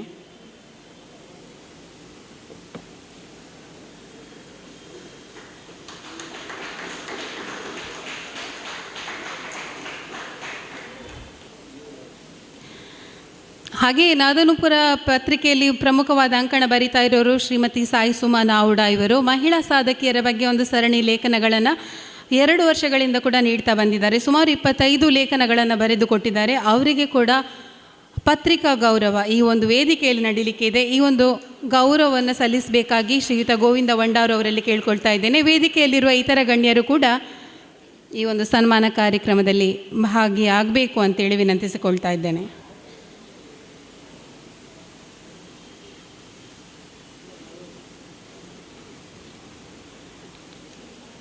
ಸಾಯಿ ಸುಮಾ ನಾವುಡರವರು ಯಕ್ಷಸುಮತಿ ಕಾರ್ಯಕ್ರಮಕ್ಕೆ ಸಾಕಷ್ಟು ಶ್ರಮ ವಹಿಸಿದ್ದಾರೆ. ಈ ಒಂದು ಯಶಸ್ಸಿಗೆ ಅವರು ಕೂಡ ಕಾರಣೀಕರ್ತರು. ಅಷ್ಟೇ ಅಲ್ಲದೆ ಬರಹಗಾರ್ತಿಯಾಗಿ, ತಾಳಮದ್ದಲೆ ಅರ್ಥಧಾರಿಯಾಗಿ, ವೇಷಧಾರಿಯಾಗಿ ಸಾಕಷ್ಟು ಯಕ್ಷಗಾನ ಕ್ಷೇತ್ರಕ್ಕೆ ಸೇವೆ ಸಲ್ಲಿಸಿದ್ದಾರೆ.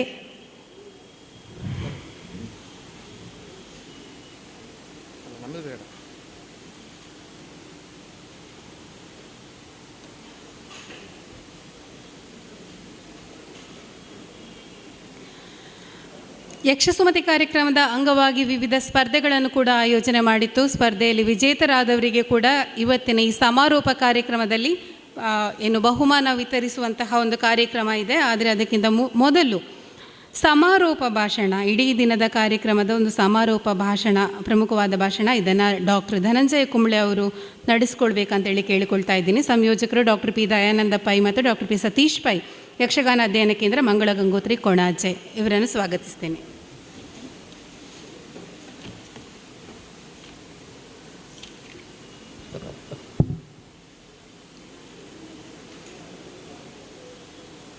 ವೇದಿಕೆಯಲ್ಲಿರುವ ಎಲ್ಲ ಗಣ್ಯರು, ಈಗಾಗಲೇ ಅವರನ್ನು ವಿಶೇಷವಾಗಿ ತಮಗೆಲ್ಲ ಪರಿಚಿತರೇ ಎಲ್ಲರೂ ಕೂಡ, ಮತ್ತು ಈಗಾಗಲೇ ಅವರನ್ನು ಮತ್ತೆ ಮತ್ತೆ ಉಲ್ಲೇಖ ಮಾಡಲಾಗಿದೆ. ಅದರಿಂದ ನಾನೆಲ್ಲ ಹಿರಿಯರನ್ನು ಕೂಡ ಅತ್ಯಂತ ಗೌರವದಿಂದ ವಂದಿಸಿ ನನ್ನ ಮಾತುಗಳನ್ನು ಆರಂಭಿಸ್ತೇನೆ. ಭಾಳ ಸಂತೋಷ ಆಗಿದೆ.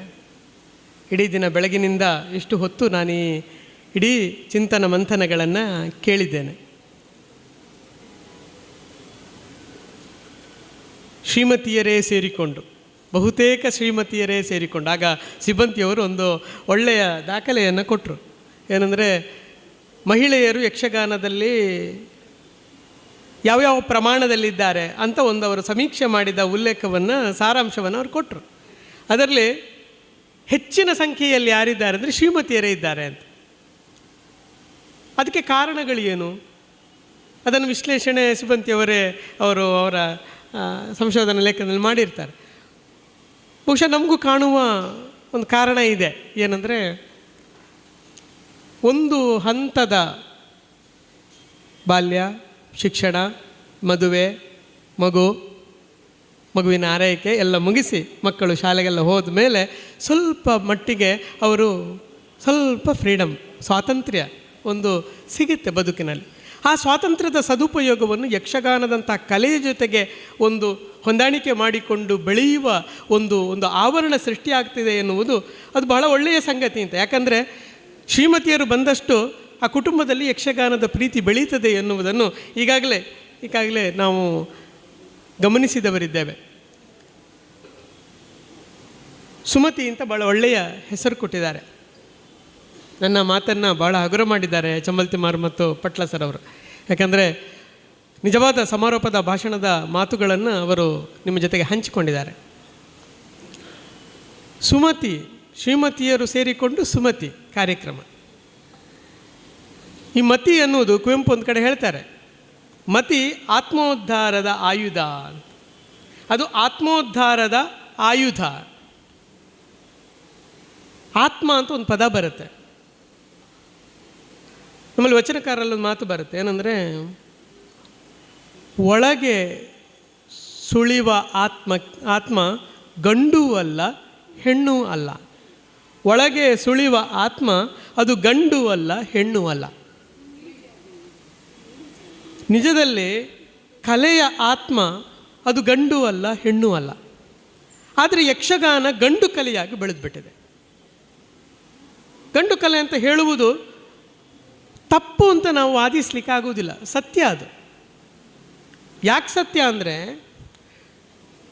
ಯಕ್ಷಗಾನದ ಒಂದು ಪರಂಪರೆಯನ್ನು, ಒಂದು ಇತಿಹಾಸವನ್ನು ನಾವು ಗಮನಿಸ್ತಾ ಬಂದರೆ, ಒಂದು ಸುದೀರ್ಘವಾದ ಒಂದು 4-5 ಶತಮಾನಗಳ ಒಂದು ಇತಿಹಾಸವನ್ನು ನಾವು ಹಿಂದಕ್ಕೆ ಹೋಗ್ತಾ ಅಸ್ಪಷ್ಟವಾಗಿ ಅಲ್ಲಿ ಹೋಗಿ ನಿಲ್ತೇವೆ. ನಮಗೆ ಸ್ಪಷ್ಟತೆ ಇಲ್ಲ, ಅಸ್ಪಷ್ಟವಾಗಿ ಒಂದು 4-5 ಶತಮಾನಗಳ ಹಿಂದೆ ನಾವು ಹೋಗಿ ನಿಲ್ತೇವೆ. ಕೆಲವು ದಾಖಲೆಗಳನ್ನು ಉಲ್ಲೇಖಗಳನ್ನೆಲ್ಲ ಇಟ್ಟುಕೊಂಡು ಅಷ್ಟು ಹಿಂದೆ ಹೋಗ್ಬೋದು. ಅಷ್ಟು ಹಿಂದಿಂದ ಇಲ್ಲಿವರೆಗೆ ಅದು ಬೆಳೆದು ಬರುವಾಗ ಯಾರ ಕೈಯಲ್ಲಿ ಬೆಳೆದು ಬಂತು? ಒಂದು ಕಲೆ ಅದು ಕಾಲ ದೇಶಗಳ ಪ್ರಭಾವಕ್ಕೆ ಒಳಗಾಗಿ ಬೆಳೀತದೆ. ಯಾವ ಕಲೆ ಇರಲಿ, ಅದು ಆ ಕಾಲ ಮತ್ತು ಆ ಪ್ರದೇಶದ ಪ್ರಭಾವಗಳಿಗೆ ಒಳಗಾಗಿ ತನ್ನನ್ನು ತಾನು ತನ್ನ ಸ್ವರೂಪವನ್ನು ರೂಪಿಸ್ತಾ ಬರ್ತದೆ. ಯಕ್ಷಗಾನ ಎನ್ನುವುದು ಮೂಲದಲ್ಲಿ ಯಕ್ಷಗಾನವೇ ಆಗಿರಲಿಲ್ಲ, ಈಗ ನೋಡುವ ಯಕ್ಷಗಾನವೇ ಅಲ್ಲ. ವಾಸ್ತವದಲ್ಲಿ ಅದೊಂದು ಪ್ರಾಕ್ ದ್ರಾವಿಡ ಒಂದು ಕಲಾ ಪ್ರಕಾರ. ಪ್ರಾಕ್ ದ್ರಾವಿಡ, ಇದು ನಮ್ಮ ಸಂಶೋಧಕರೆಲ್ಲ ಈಗಾಗಲೇ ಹೇಳಿರುವ ಮಾತುಗಳು. ಪ್ರಾಕ್ ದ್ರಾವಿಡ ಅಂದರೆ ದ್ರಾವಿಡ ಸಂಸ್ಕೃತಿ ಅಂತ ನಾವೇನು ಕರಿತೇವೆ. ಈಗ ತಮಿಳುನಾಡಿರ್ಬೋದು, ನಮ್ಮ ಮಲಯಾಳದ ನೆಲ ಇರ್ಬೋದು, ಅಥವಾ ತೆಲುಗು ನೆಲ ಇರ್ಬೋದು, ನಮ್ಮ ಕರ್ನಾಟಕ ಎಲ್ಲ ದ್ರಾವಿಡದ ನೆಲ ಅಂತ ತುಳುವನ್ನು ಒಳಗೊಂಡಾಗಿರತಕ್ಕಂಥ ಈ ದ್ರಾವಿಡ ನೆಲದಲ್ಲಿ ಮೂಲದಲ್ಲಿದ್ದಂಥ ಒಂದು ಕಲಾ ಪ್ರಕಾರ ಇದು. ಅದರ ಮೂಲ ಸ್ವರೂಪ ಹೇಗಿತ್ತು ಅಂತ ನಾವು ಗ್ರಹಿಸಲಿಕ್ಕೆ ಇವತ್ತು ಹೇಳಲಿಕ್ಕೆ ಆಗೋದಿಲ್ಲ. ಆದರೆ ಇದಕ್ಕೊಂದು ಮೂಲ ಸ್ವರೂಪ ಇತ್ತು ಅಂತ ನಾವು ಗ್ರಹಿಸಲಿಕ್ಕಾಗತ್ತೆ. ಹೇಗೆ?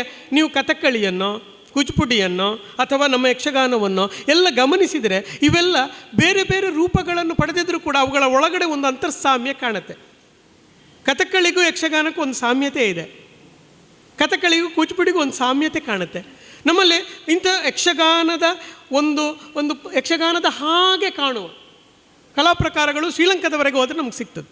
ಅಂದರೆ ಏನರ್ಥ ಅಂದರೆ, ಇವೆಲ್ಲ ಮೂಲ ದ್ರಾವಿಡದಲ್ಲಿದ್ದಂಥ ಯಾವುದೋ ಒಂದು ಕಲಾ ಪ್ರಕಾರ ಬೇರೆ ಬೇರೆ ಕಡೆಗೆ ಬರ್ತಾ ಆಯಾಯ ಕಾಲ ಮತ್ತು ಆಯಾಯ ದೇಶದ ಪ್ರಭಾವಗಳನ್ನು ಬಳಕೆ ಮಾಡಿಕೊಂಡು ತನ್ನದೇ ಆದಂಥ ಒಂದು ಸ್ವರೂಪವನ್ನು ಪಡಿತಾ ಬಂತು. ಯಕ್ಷಗಾನ ಆಯಿತು ಈ ಭಾಗಕ್ಕೆ ಬರುವಾಗ, ಅದುವೇ ಸ್ವಲ್ಪ ದೂರಕ್ಕೆ ಹೋಗುವಾಗ, ಬಡಗಿನ ನಮ್ಮ ಉಡುಪಿಯಿಂದ ಆಚೆಗೆ ಹೋಗುವಾಗ ಅಲ್ಲಿನ ಕಾಲ ದೇಶಗಳ ಪ್ರಭಾವಕ್ಕೊಳಗಾಗಿ ಅದು ಬಡಗು ಆಯಿತು, ಇಲ್ಲಿ ತನಕ ಆಯಿತು. ಅಂದರೆ ಒಂದು ಕಲೆ ಬೆಳೆಯುವುದೇ ಹೀಗೆ ಅಂತ. ಅದು ಯಾವ ಪ್ರದೇಶದಲ್ಲಿ ತನ್ನನ್ನು ತಾನು ಅನಾವರಣಗೊಳಿಸಿಕೊಳ್ತದೋ, ಯಾವ ಕಾಲದಲ್ಲಿ ಅದು ತನ್ನನ್ನು ತಾನು ಅನಾವರಣಗೊಳಿಸೋ, ಅದರ ಪ್ರೇರಣೆಗಳನ್ನೆಲ್ಲ ಪಡಿತಾ ಅದು ಬೆಳೀತದೆ. ಇದುವೇ ಒಂದು ಕಲಾವಿದನಿಗೆ ಸಂಬಂಧಪಟ್ಟು ಕೂಡ. ಯಾಕಂದರೆ ಕಲಾವಿದನನ್ನು ಬೆಳೆಸುವ ಹಾಗೆ ಕಲಾವಿದ ಕಲೆಯನ್ನು ಬೆಳೆಸ್ತಾನೆ. ನಿರಂತರವಾಗಿ ಈ ಕಲೆಯನ್ನು ಬೆಳೆಸ್ತಾ ಬಂದವರು ಯಾರು ಅಂದರೆ ಪುರುಷರು. ಅದೊಂದು ಇರುಳಿನ ಕಲೆಯಾಗಿರುವುದು, ರಾತ್ರಿ ಆಗಿರುವುದು. ಮಹಿಳೆಯರಿಗೆ ಅನೇಕ ಅಂದರೆ ಈ ಕಲಾ ಪ್ರದರ್ಶನ, ಯಕ್ಷಗಾನದ ಪ್ರದರ್ಶನದಲ್ಲಿ ಮಹಿಳೆಯರಿಗೆ ಸವಾಲುಗಳೇ ಇರೋದು. ನಾವು ಬೆಳಗಿನಿಂದ ಆಗದಿಂದ ಈಗಿನವರೆಗೆ ನಾವು ಯೋಚನೆ ಮಾಡ್ತಾ ಬಂದದ್ದು ಎಲ್ಲ ಮಹಿಳೆಯರಿಗಿರತಕ್ಕಂಥ ಸವಾಲುಗಳೇನು, ತೊಡಕುಗಳು ಏನು, ಆ ಎಲ್ಲ ತೊಡಕುಗಳನ್ನು ಅವರು ಮೀರಿಯೂ ಕೂಡ ಹೇಗೆ ಯಕ್ಷಪ್ರೀತಿಯನ್ನು ಬಳಕೆ ಮಾಡ್ತಾ ಬರ್ತಾ ಇದ್ದಾರೆ ಎನ್ನುವುದನ್ನು ಹೇಳಿದ್ದು. ಅಂದರೆ ನೀವು ಸುಮಾರು ಒಂದು 300 ವರ್ಷಗಳ ಒಂದು ಸುದೀರ್ಘವಾದ ಹಾದಿಯಲ್ಲಿ ಒಂದು ಕಲೆಯನ್ನು ಅದರ ಒಳಗಡೆ ಇದ್ದವರೇ ಹೆಚ್ಚಿನವರಲ್ಲ, ಎಲ್ಲರೂ ಪುರುಷರು. ಆದ್ದರಿಂದ ಸಹಜವಾಗಿ ಯಕ್ಷಗಾನ ಕಲೆ ಒಂದು ಗಂಡು ಕಲೆಯಾಗಿಯೇ ಅದು ರೂಪು ಪಡೆದಿದೆ.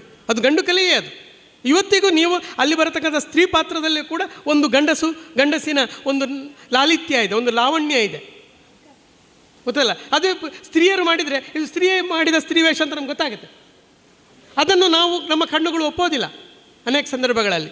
ಯಾಕೆ ಒಪ್ಪೋದಿಲ್ಲ ಅಂದರೆ ಅದಕ್ಕೆ ಆ ಕಲೆಗೆ, ಒಂದು ಯಕ್ಷಗಾನದ ಕಲೆಗೆ ಒಂದು ಪುರುಷಾವರಣ ಒಂದು ಪ್ರಾಪ್ತ ಆಗಿಬಿಟ್ಟಿದೆ. ನಾವಿವತ್ತು ಆ ಕಲೆಗೆ ಪ್ರವೇಶ ಮಾಡಿರೋದು ಮಹಿಳೆಯರು ಇತ್ತೀಚೆಗಿನ ಒಂದು 3/4 ಶತಮಾನದ ಈಚೆಗೆ. ಆದ್ದರಿಂದ ಇದು ದೊಡ್ಡ ನಮಗೆ ಈ ಸಂಕಟ ಆಗೋದು, ಈ ಕಷ್ಟ ಆಗೋದು, ಪುರುಷರು ಈ ಆವರಣವನ್ನು ಹೇಗೆ ನಾವು ಪ್ರವೇಶ ಮಾಡಬೇಕು ಎನ್ನುತಕ್ಕಂಥ ಒಂದು ತಲ್ಲಣ ಇದೆಲ್ಲ ಪ್ರಾಪ್ತ ಆಗಿದೆ. ಅದಕ್ಕೆ ನಾವು ಬೆಳಗಿನಿಂದ ಯೋಚನೆ ಮಾಡ್ತಾ ಬರುವಾಗ ಯಕ್ಷಗಾನದಲ್ಲಿ ಮಹಿಳೆ ಅಂತ ಹೇಳುವಾಗಲೆಲ್ಲ ನಾವು ತೌಲನಿಕಕ್ಕೆ ಹೋಗ್ತೇವೆ. ಅದು ಪುರುಷ ಹೇಗೆ, ಮಹಿಳೆ ಹೇಗೆ, ಪುರುಷ ಭಾಗವತಿಕೆ ಹೇಗೆ, ಮಹಿಳಾ ಭಾಗವತಿಕೆ ಹೇಗೆ, ಅಥವಾ ಪುರುಷರ ಪಾತ್ರಗಳು ಹೇಗೆ, ಮಹಿಳೆಯರ ಪಾತ್ರಗಳೇ, ಹೀಗೆ ಕಂಪೇರ್ ಮಾಡುವಾಗಲೆಲ್ಲ ನಾವು ಅವರೆದುರು ನಿಲ್ಲೋದಿಲ್ಲ ಅಂತ. ನಿಲ್ಲುವುದಕ್ಕೆ ಯಾಕೆ ಸಾಧ್ಯ ಆಗೋದಿಲ್ಲ ಅಂದರೆ, ಯಾಕೆ ಇದು ನಮ್ಮ ಸಾಮರ್ಥ್ಯದ, ಮಹಿಳೆಯರ ಸಾಮರ್ಥ್ಯದ ಪ್ರಶ್ನೆ ಅಲ್ಲ, ಬದಲಾಗಿ ಆ ಕಲೆ ತನ್ನನ್ನು, ಈಗ ಭರತನಾಟ್ಯಕ್ಕೆ ಬರೋಣ, ನಾವು ಭರತನಾಟ್ಯ ಅಂತ ಒಂದು ಕಲಾ ಪ್ರಕಾರಕ್ಕೆ ಬರೋಣ. ಭರತನಾಟ್ಯ ಕಲೆ ಅದು ಸ್ತ್ರೀಯೇ, ಅದರಲ್ಲಿ ಹೆಚ್ಚಿನ ಭಾಗದಲ್ಲಿ ಮಹಿಳೆಯೇ ತನ್ನನ್ನು ತಾನು ತೊಡಗಿಸಿಕೊಂಡಿದ್ದರಿಂದ ಒಂದು ಸ್ತ್ರೀಯ ಒಂದು ಶರೀರ, ಸ್ತ್ರೀಯ ಒಂದು ಲಾಲಿತ್ಯ, ಒಂದು ಲಾವಣ್ಯ ಅದು ಭರತನಾಟ್ಯಕ್ಕೆ ಪ್ರಾಪ್ತ ಆಗಿಬಿಟ್ಟಿದೆ, ಆ ಕಲೆಗೆ ಪ್ರಾಪ್ತ ಆಗೋದು. ಹಾಗೆಯೇ ಯಕ್ಷಗಾನಕ್ಕೆ ಗಂಡಿನ ಒಂದು ಸ್ವಭಾವ ಅದು ಪ್ರಾಪ್ತ ಆಗಿರೋದು. ನೀವು ಭೂತಾರಾಧನೆದಂಥ, ದೈವಾರಾಧನೆದಂತಹ ನಮ್ಮ ಕಲಾ ಪ್ರಕಾರಗಳು, ಜನಪದ ಕುಣಿತಗಳಿಗೆ ನೀವು ಹೋಗಿ ಅಲ್ಲಿ ಒಂದು ತಳ ಸಮುದಾಯದ ಸಂಸ್ಕೃತಿಯ ಒಂದು ಅಂಶ ಆ ಕಲಾ ಪ್ರಕಾರಗಳಲ್ಲಿ ಕಾಣಿಸಿಕೊಳ್ತದೆ. ಅಂದರೆ ಪ್ರತಿಯೊಂದು ಕಲೆಯೂ ಕೂಡ ಅದರದ್ದೇ ಆದಂಥ ಒಂದು ಆತ್ಮವನ್ನು ಹೊಂದಿರ್ತದೆ. ಆದ್ದರಿಂದ ನಾವು ಇವತ್ತು ಚಿಂತನೆ ಮಾಡಬೇಕಾದ್ದು, ಈ ಬೆಳಗಿನಿಂದ ಇಲ್ಲಿ ತನಕ ನಾವು ಯೋಚನೆ ಮಾಡ್ತಾ ಏನು ಬಂದಿದ್ದೇವೆ, ಯಕ್ಷಗಾನದಲ್ಲಿ ಮಹಿಳೆ ಅನ್ನುವ ಒಂದು ಪ್ರವೇಶದ ಒಂದು ನೆಲೆಯಿಂದ ನಾವು ಒಂದು ಹೆಜ್ಜೆ ಮುಂದಿಡುವ ಕಾಲ ಬಂದಿದೆ.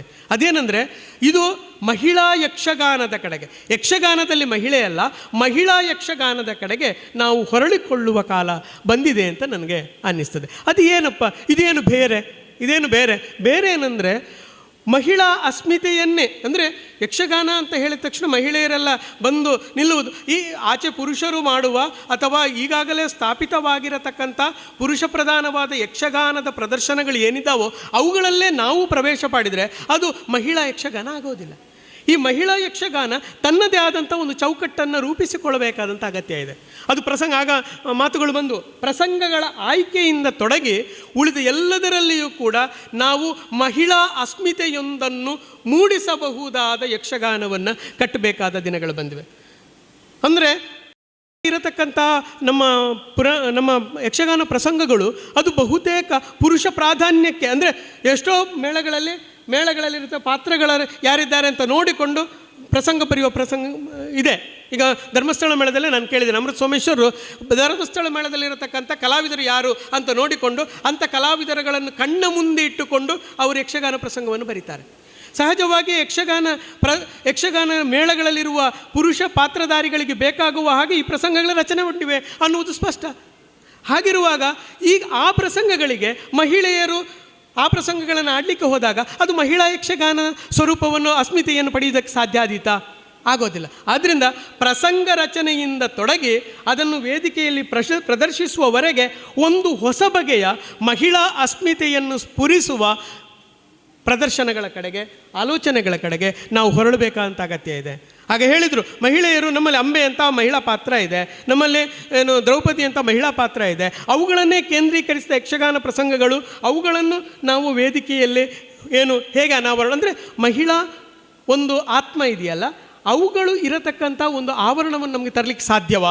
ಈ ತರಹದ ಒಂದು ಆಲೋಚನೆಯ ಮೂಲಕ ಹೊಸ ಬಗೆಯಲ್ಲಿ ಮಹಿಳಾ ಯಕ್ಷಗಾನವನ್ನು ಕಟ್ಟಲಿಕ್ಕೆ ನಮಗೆ ಸಾಧ್ಯ ಆದರೆ ಅದು ಬಹಳ ಮುಖ್ಯವಾದ ಒಂದು ನೆಲೆ ಆದೀತು ಅಂತ ನಾನು ಭಾವಿಸ್ತೇನೆ. ಬಹುಶಃ ನಾವು ನಮ್ಮ ಸಾಯಿ ಸುಮನ್ ಅವಡ ಮತ್ತು ಅವರ ಬಳಗ ಅವರು ಈ ತರಹದ ಒಂದು ಆಲೋಚನೆಯನ್ನು ಇಟ್ಟುಕೊಂಡೆ ಹೊಸ ಬಗೆಯ ಆಲೋಚನೆಗಳು ಇದು ರೂಪುಗೊಳ್ಳಬೇಕೆನ್ನುವ ಹಿನ್ನೆಲೆಯಿಂದಲೇ ಈ ಕಾರ್ಯಕ್ರಮವನ್ನು ಇಟ್ಟುಕೊಂಡಿದ್ದಾರೆ. ಬಹುಶಃ ಈ ಹಿನ್ನೆಲೆಯಿಂದ ನೀವು ಆಲೋಚನೆ ಮಾಡಬಹುದು ಅನ್ನುವುದು ನನ್ನ ಒಂದು ವಿನಯದ ವಿನಂತಿ.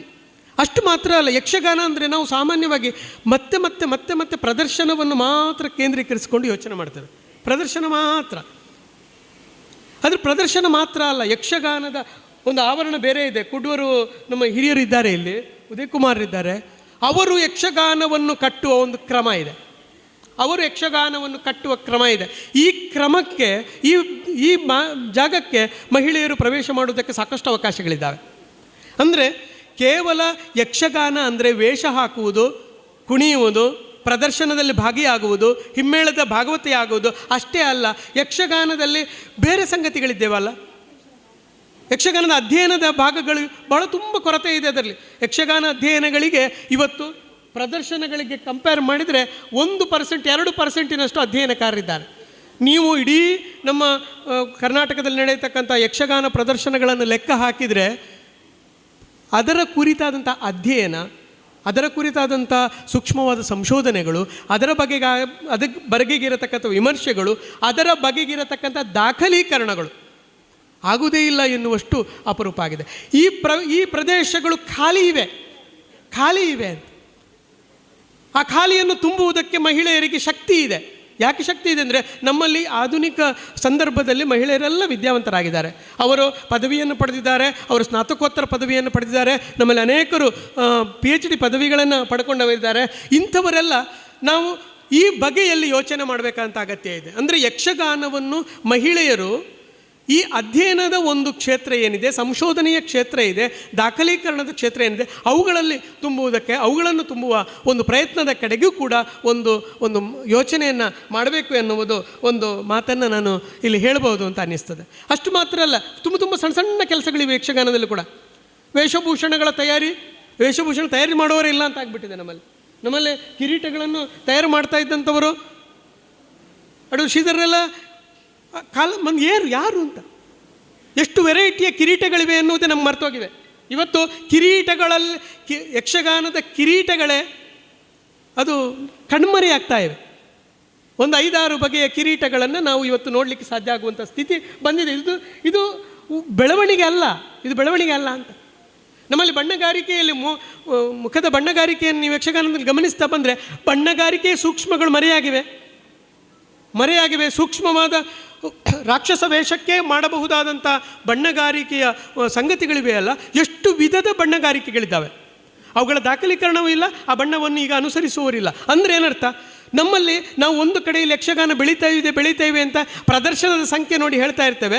ವಾಸ್ತವದಲ್ಲಿ ಯಕ್ಷಗಾನದ ಜೀವಸತ್ವ ಅದೆಲ್ಲೋ ಕಣ್ಮರೆಯಾಗ್ತಾ ಇದೆ. ಅದಕ್ಕೆಲ್ಲೋ ಒಂದು ಕಡೆ ಒಂದು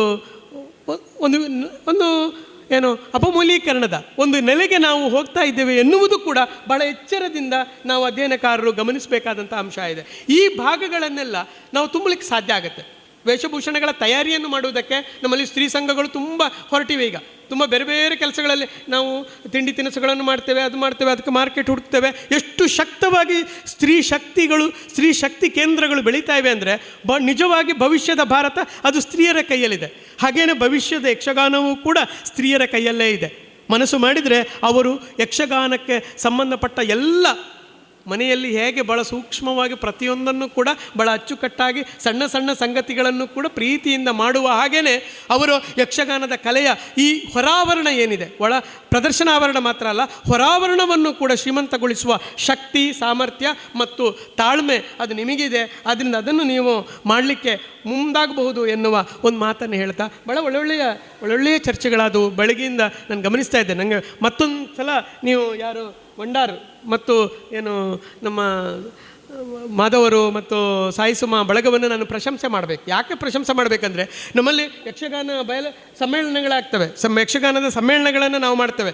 ಸಮ್ಮೇಳನಗಳನ್ನು ಮಾಡಿದರೆ ಇಡೀ ಇನ್ವಿಟೇಷನ್ ನೋಡಿದರೆ ನಮಗೆ 1-2 ಅಪರೂಪಕ್ಕೆ ಅದೇನೋ ಕೊಡಲಿಲ್ಲ ಅಂತ ಆಗಬಾರದು ಅಂತ ಹೇಳಿ ಹೆಣ್ಮಕ್ಕಳಿಗೆ ಸ್ಥಾನ ಕೊಡುವ ಒಂದು ಸ್ಥಿತಿಯನ್ನು ನಾವು ನೋಡಿದ್ದೇವೆ. ನಮ್ಮ ಪಟ್ಲ ಸತೀಶ್ ಅಣ್ಣ ಅದಕ್ಕೊಂದು ಅಪವಾದ. ಯಾಕಂದರೆ ಅವರು ಅವರ ಕಾರ್ಯಕ್ರಮಗಳ ಮಹಿಳಾ ವಿಭಾಗವನ್ನು ಆರಂಭಿಸಿದ್ದಾರೆ. ಅವರು ಮೊನ್ನೆ ಮೂಡುಬಿದಿರೆಯಲ್ಲಿ ಮಾಡಿದ ಅದ್ಭುತವಾಗಿರುವ ಒಂದು ಯಕ್ಷಗಾನಕ್ಕೆ ಸಂಬಂಧಪಟ್ಟಿರತಕ್ಕಂಥ ಒಂದು ವಿನ್ಯಾಸ ಇದೆಯಲ್ಲ, ಅದು ಬಹಳ ಅದ್ಭುತವಾದಂಥ ಒಂದು ಬೇರೆ ಬೇರೆ ನೆಲೆಯಲ್ಲಿ ಹೇಗೆ ಯಕ್ಷಗಾನವನ್ನು ವಿಸ್ತರಿಸ್ಬೋದು ಅಂತ ಪಟ್ಲ ಶಿಕ್ಷಣ ಅವರು ಯೋಚನೆ ಮಾಡ್ತಾರೆ ಮತ್ತು ಅದನ್ನು ಕಾರ್ಯಗತ ಮಾಡ್ತಾರೆ. ಅಂಥವರು ಕಾರ್ಯಕ್ರಮ ಮಾಡುವಾಗ ಸರಿ. ಅದು ಉಳಿದಂತೆ ನಮಗೆ ಯಕ್ಷಗಾನದ ಕುರಿತು ಚಿಂತನೆ ಮಾಡುವಲ್ಲಿ ಮಹಿಳೆಯರಿಗೆ ಜಾಗ ಇಲ್ಲ. ಆದರೆ ಇಲ್ಲಿ ಹಾಗಾಗಲಿಲ್ಲ. ನೀವು ಒಂದು ಒಳ್ಳೆಯ ಪರಂಪರೆಯನ್ನು ಆರಂಭ ಮಾಡಿದ್ದೀರಿ. ಮಹಿಳೆಯರ ಕುರಿತು ಕುರಿತಾದಂಥ ಈ ಚಿಂತನಗೋಷ್ಠಿಯಲ್ಲೂ ಕೂಡ ಪುರುಷರಿಗೆ ಜಾಗ ಕೊಟ್ಟಿದ್ದೀರಿ. ಒಂದು ಚಿಂತನಗೋಷ್ಠಿ ನಡೀತಾ ಇದ್ದರೆ ಅದರಲ್ಲಿ 2-3 ಹೆಣ್ಮಕ್ಳಿದ್ರೆ ಒಬ್ಬರು ಪುರುಷನಿಗೂ ಕೂಡ ಪ್ರಾಧಾನ್ಯತೆ ಒಂದು ಜಾಗ ಕೊಟ್ಟಿದ್ದೀರಿ. ಇದು ಒಂದು ಆರೋಗ್ಯಪೂರ್ಣವಾದ ಆಲೋಚನೆ. ಇದರಿಂದ ನಮ್ಮಲ್ಲಿ ಸಂಘಟಕರು ಯಾರು ದೊಡ್ಡ ಚಿಂತನೆ ಯಕ್ಷಗಾನದ ಕುರಿತಾಗಿ ಮಾಡತಕ್ಕಂಥ ಸಂಘಟಕರು ಈ ಎಚ್ಚರವನ್ನು ಸದಾ ಹೊಂದಬೇಕು. ಮಹಿಳೆಯರನ್ನು ಮತ್ತೆ ತಮ್ಮ ಚಿಂತನೆಯ ಭಾಗವಾಗಿಸ್ಕೊಳ್ಬೇಕು. ಹಾಗೆ ಒಂದು ಸಮತೂಕದ ಸಮಗೌರವದಿಂದ ನಾವು ಈ ಯಕ್ಷಗಾನ ಕಲೆಯನ್ನು ಕಟ್ಟಲಿಕ್ಕೆ ಸಾಧ್ಯ ಆದರೆ ಒಂದು ಅದ್ಭುತವನ್ನೇ ನಾವು ಸಾಧಿಸಲಿಕ್ಕೆ ಖಂಡಿತ ಸಾಧ್ಯ. ತುಂಬ ಹೊಸ ಆಲೋಚನೆ ಇವತ್ತು ಈಗ ಕೊನೆಯ ಗೋಷ್ಠಿಯಲ್ಲಿ ಯಕ್ಷಗಾನಕ್ಕೆ ಮೂಲಕ್ಕೆ ಸಂಬಂಧಪಟ್ಟ ಹಾಗೆ ಭಾಳ ಒಳ್ಳೆಯ 2 ಚರ್ಚೆಗಳಾದವು. ದೇವದಾಸಿ ನೆಲೆಯಿಂದ ಅದು ಯಕ್ಷಗಾನ ಬಂತು ಅಂತ ಒಬ್ಬರು ಪ್ರಸ್ತಾಪ ಮಾಡಿದರು. ಇನ್ನೊಬ್ಬರು ಹೇಳಿದ್ರು ಅದಲ್ಲ, ಅದು ಪರಿಶಿಷ್ಟ ಜಾತಿ ದಲಿತ ಸಮುದಾಯದ ನಡುವಿನಿಂದ ಅರಳಿದ ಕಲೆ ಅಂತ ಒಬ್ಬರು ಹೇಳಿದರು. ಒಳ್ಳೆ ಚರ್ಚೆಗಳಿವೆ. ವಾಸ್ತವದಲ್ಲಿ ನಾವು ಇನ್ನೊಂದು ನೆಲೆಯ ಚರ್ಚೆಯನ್ನು ಕೂಡ ಮಾಡಲಿಕ್ಕೆ ಸಾಧ್ಯ ಇದೆ. ಅದೇನೆಂದರೆ ಮಧ್ಯಕಾಲದ ಸಂದರ್ಭದಲ್ಲಿ ಅದು ದಲಿತರಿಗಾಗಿ ಸೃಷ್ಟಿಗೊಂಡ ಕಲೆ. ಇದು ದಲಿತರಿಂದ ಸೃಷ್ಟಿಗೊಂಡ ಕಲೆ ಅಲ್ಲ, ದಲಿತರಿಗಾಗಿ ಸೃಷ್ಟಿಗೊಂಡ ಕಲೆ ಯಕ್ಷಗಾನ. ಯಾಕಂದರೆ ಇಡೀ ನಮ್ಮ ಸಾಮಾಜಿಕ ವ್ಯವಸ್ಥೆಯಲ್ಲಿ ಅದು ಹೇಗಿತ್ತು ಅಂದರೆ, ಅದು ಈ ಮೇಲು ಜಾತಿಯವರಲ್ಲಿ ಅವರಿಗೆ ಈ ವೇದ ಉಪನಿಷತ್ತು ಇತ್ಯಾದಿಗಳ ಸಂಗತಿಗಳು ಇವುಗಳ ಮೌಲ್ಯಗಳೆಲ್ಲ ಅವರ ಓದಿನ ಮೂಲಕ ಅವರ ಜ್ಞಾನದ ಮೂಲಕ ಪಡೆದುಕೊಳ್ತಾ ಇದ್ರು. ಆದರೆ ಈ ಧಾರ್ಮಿಕ ಮೌಲ್ಯಗಳನ್ನು ನಮ್ಮ ತಳ ಸಮುದಾಯದ ಒಂದು ಅಕ್ಷರಾಭ್ಯಾಸವಿಲ್ಲದೇ ಇರತಕ್ಕಂಥ ಈ ವೈದಿಕ ಆಲೋಚನೆಗಳು ಭಕ್ತಿ ಆಲೋಚನೆಗಳು ಯಾವ ಸಮುದಾಯಕ್ಕೆ ತಲುಪಿಲ್ಲವೋ ಆ ಸಮುದಾಯಕ್ಕೆ ತಲುಪುವುದಕ್ಕಾಗಿ ಸೃಷ್ಟಿಗೊಂಡ ದೇವಸ್ಥಾನದಲ್ಲಿಯೇ ನೋಡಿ, ದೇವಸ್ಥಾನದ ಹೊರಾವರಣದಲ್ಲಿ ಇದನ್ನು ಕಟ್ಟಿದರು. ಯಾಕೆ ಕಟ್ಟಿದ್ರು ಅಂದರೆ ಅಲ್ಲಿವರೆಗೆ ಬರುವವರಿದ್ದಾರಲ್ಲ ಅವರಿಗೆ ಒಳಗಿರುವ ಮೂರ್ತಿಯ ಕೃಷ್ಣನ ಒಳಗಿರುವ ವಿಷ್ಣುವಿನ ಕಥೆ ಗೊತ್ತಾಗಬೇಕು, ಅವ ಎಂಥ ದೇವರು ಅಂತ ಗೊತ್ತಾಗಬೇಕು, ಭಕ್ತಿ ಅಲ್ಲಿ ಪ್ರಸಾರಗೊಳ್ಳಬೇಕು. ಈ ಕಾರಣಗಳಿಗೆ ಅಂದರೆ ಮಧ್ಯಕಾಲದ ಭಕ್ತಿ ಪರಂಪರೆ ಅದು ನಿಜವಾಗಿ ನಮ್ಮ ಸಮಾಜದಲ್ಲಿ ಉಂಟಲ್ಲ, ಯಾರು ತಳವರ್ಗದಿಂದ ಅಕ್ಷರವಂಚಿತ ವರ್ಗ ಏನಿದೆ ಆ ವಂಚಿತ ವರ್ಗಕ್ಕೆ ಈ ಕಲೆಯ ಮೂಲಕ ಭಕ್ತಿಯ ಮೌಲ್ಯವನ್ನು ಪಸರಿಸುವುದಕ್ಕಾಗಿಯೇ ಹುಟ್ಟಿದ್ದು ಅನ್ನುವಂಥ ವಾದವನ್ನು ಕೂಡ ನಾವು ಮಾಡಲಿಕ್ಕೆ ಸಾಕಷ್ಟು ಆಧಾರಗಳು ಸಿಗ್ತವೆ. ಹೀಗೆ ನಾವು ನಮ್ಮ ಆಲೋಚನೆಗಳನ್ನು ಬೇಕಾದಷ್ಟು ವಿಸ್ತರಿಸ್ಬೋದು. ನಾನು ಅದಕ್ಕೆ ಮುಂದುವರಿಯೋದಿಲ್ಲ, ಈಗಾಗಲೇ ನಾನು ತುಂಬ ಮಾತಾಡಿದೆ ಅಂತ ಅನ್ನಿಸ್ತದೆ. ಪಟ್ಲ ಸತ್ಯಣ್ಣ ಅವರಿಗೆ ಬೇರೆ ಕಾರ್ಯಕ್ರಮ ಬೇರೆ ಇದೆ, ಅವರು ಒತ್ತಡದಲ್ಲಿದ್ದಾರೆ. ಅಂತೂ ಭಾಳ ಖುಷಿಯಾಗಿದೆ. ತುಂಬ ಎಷ್ಟು ಹೇಳಿದರು, ನಿಮ್ಮೊಂದು ದೀರ್ಘ ಕರತಾಡದ ಮೂಲಕ ನಮ್ಮ ಈ ಬಳಗಕ್ಕೆ ಈ ಕಾರ್ಯಕ್ರಮವನ್ನು ಸಂಘಟಿಸಿದವರಿಗೆ ಹೃತ್ಪೂರ್ವಕವಾದಂಥ ಅಭಿನಂದನೆಗಳನ್ನು ಸಮರ್ಪಿಸಿ ನಾನು ಮಾತು ಮುಗಿಸ್ತೇನೆ. ನಮಸ್ಕಾರ. ಮಹಿಳಾ ಯಕ್ಷಗಾನ ಮುಂದೆ ಹೋಗಬೇಕಾದಂತಹ ದಿಕ್ಕು ಉದ್ದೇಶೆಯ ಬಗ್ಗೆ ಒಂದು ಹೊಸ ಹೊಳಹನ್ನು ನೀಡಿರುವಂತಹ ಸಮಾರೋಪ ಭಾಷಣ ನಡೆಸಿರುವಂತಹ ಡಾಕ್ಟರ್ ಧನಂಜಯ ಕುಂಬ್ಳೆ ಅವರಿಗೆ ಧನ್ಯವಾದಗಳು.